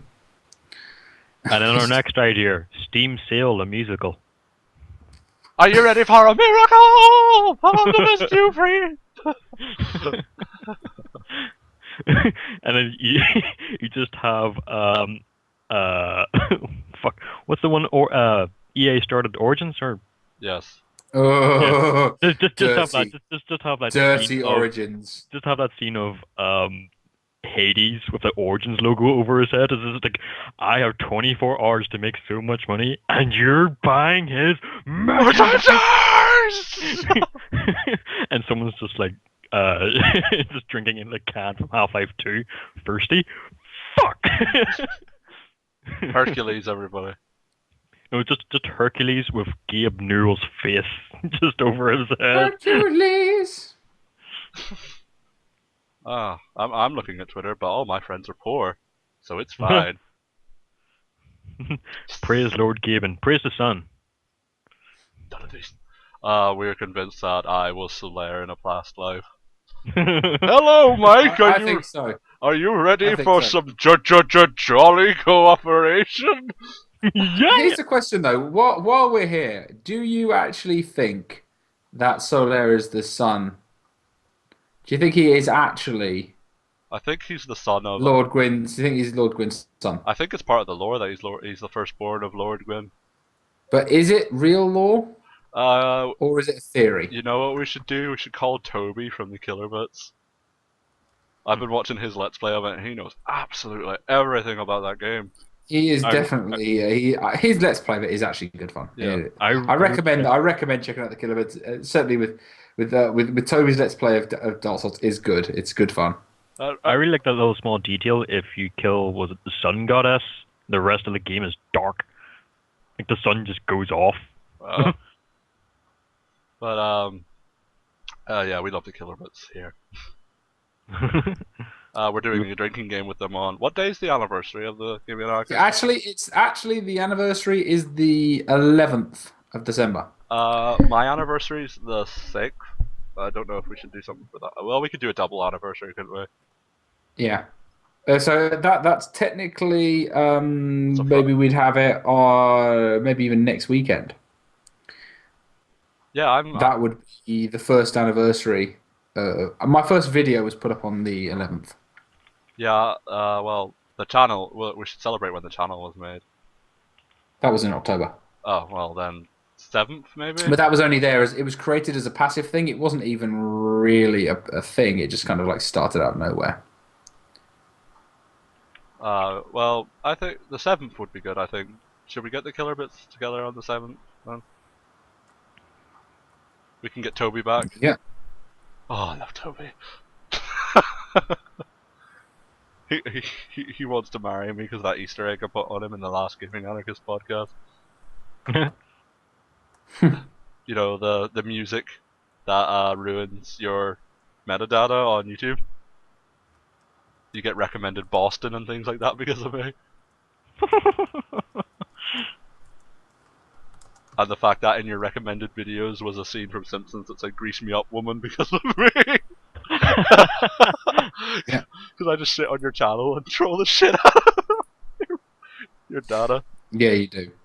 You love looking at your history after I've been on it. Yeah, I kind of do. Okay, so what you doing there, Chris? Oh, hey Jamie, by the way. YouTube algorithms are made by competent people. That's a lie. Sure. That's a lie. You watch one video and then it recommends that type of video for the rest of your days. Or it will keep. Or if you keep watching Sick Boy, it'll keep recognizing Mundane Matt. You are? If you keep watching you, it recommends Mundane Matt. Does it? Yeah. You sound really jaded about that. I liked Mundane Matt until there was this one video I made, but I'm not going to Fair enough. because it was like a video about drink driving, and I was like, oh. If you know me personally, then you're just like, oh.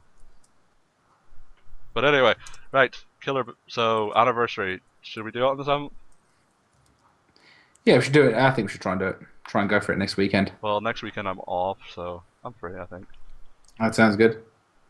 Alright. We got a date! Yeah! Yeah, we'll see if we can get hold of them.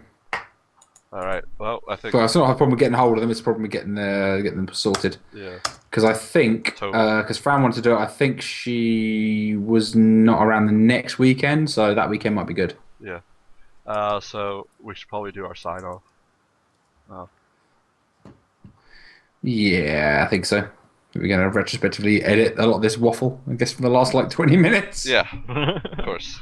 Because they don't need to know when it is. We'll announce it at the end.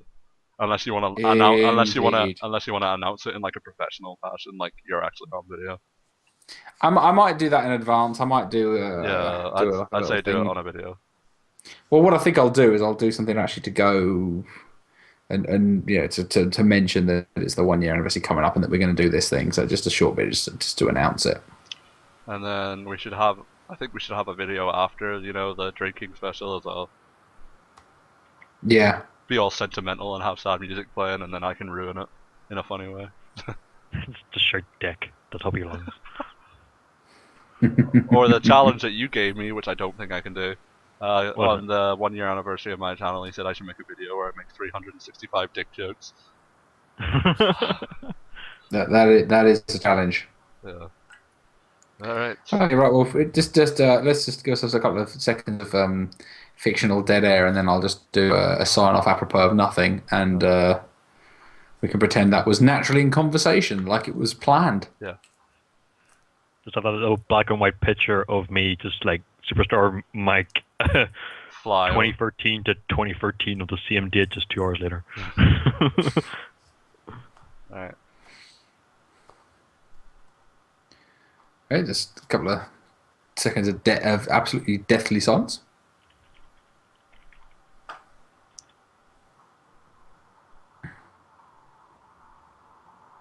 Okay, well, I think that's all the time we're going to have for today. It's been going on for a fair while. It's been a good fun. Thanks a lot for coming along, Mike. It was good to have you about.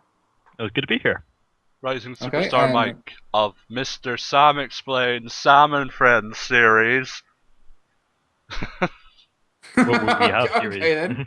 That was a deeply passive-aggressive response you have there, Sam. Yeah. Be sure to join us on the next adventure of some game we have not yet announced. Yeah. At some point. Whenever Sam can be bothered Anyway, to edit. thanks very much for running the stream and doing your usual wondrousness, Sam. Oh, particularly bringing up the Total Recall video. That made me happy. Yes. I'm gonna have a lot of fun tomorrow editing. So that's gonna be fun. I hopefully should be able to get it out by Saturday. Nah, that'd be good. Yeah, and anyway, yeah, thanks very much for everybody in the chat, and thanks for watching through this, everyone who's here. And anyway, so thanks for watching. I'll catch you guys later. Bye-bye, folks. Ah!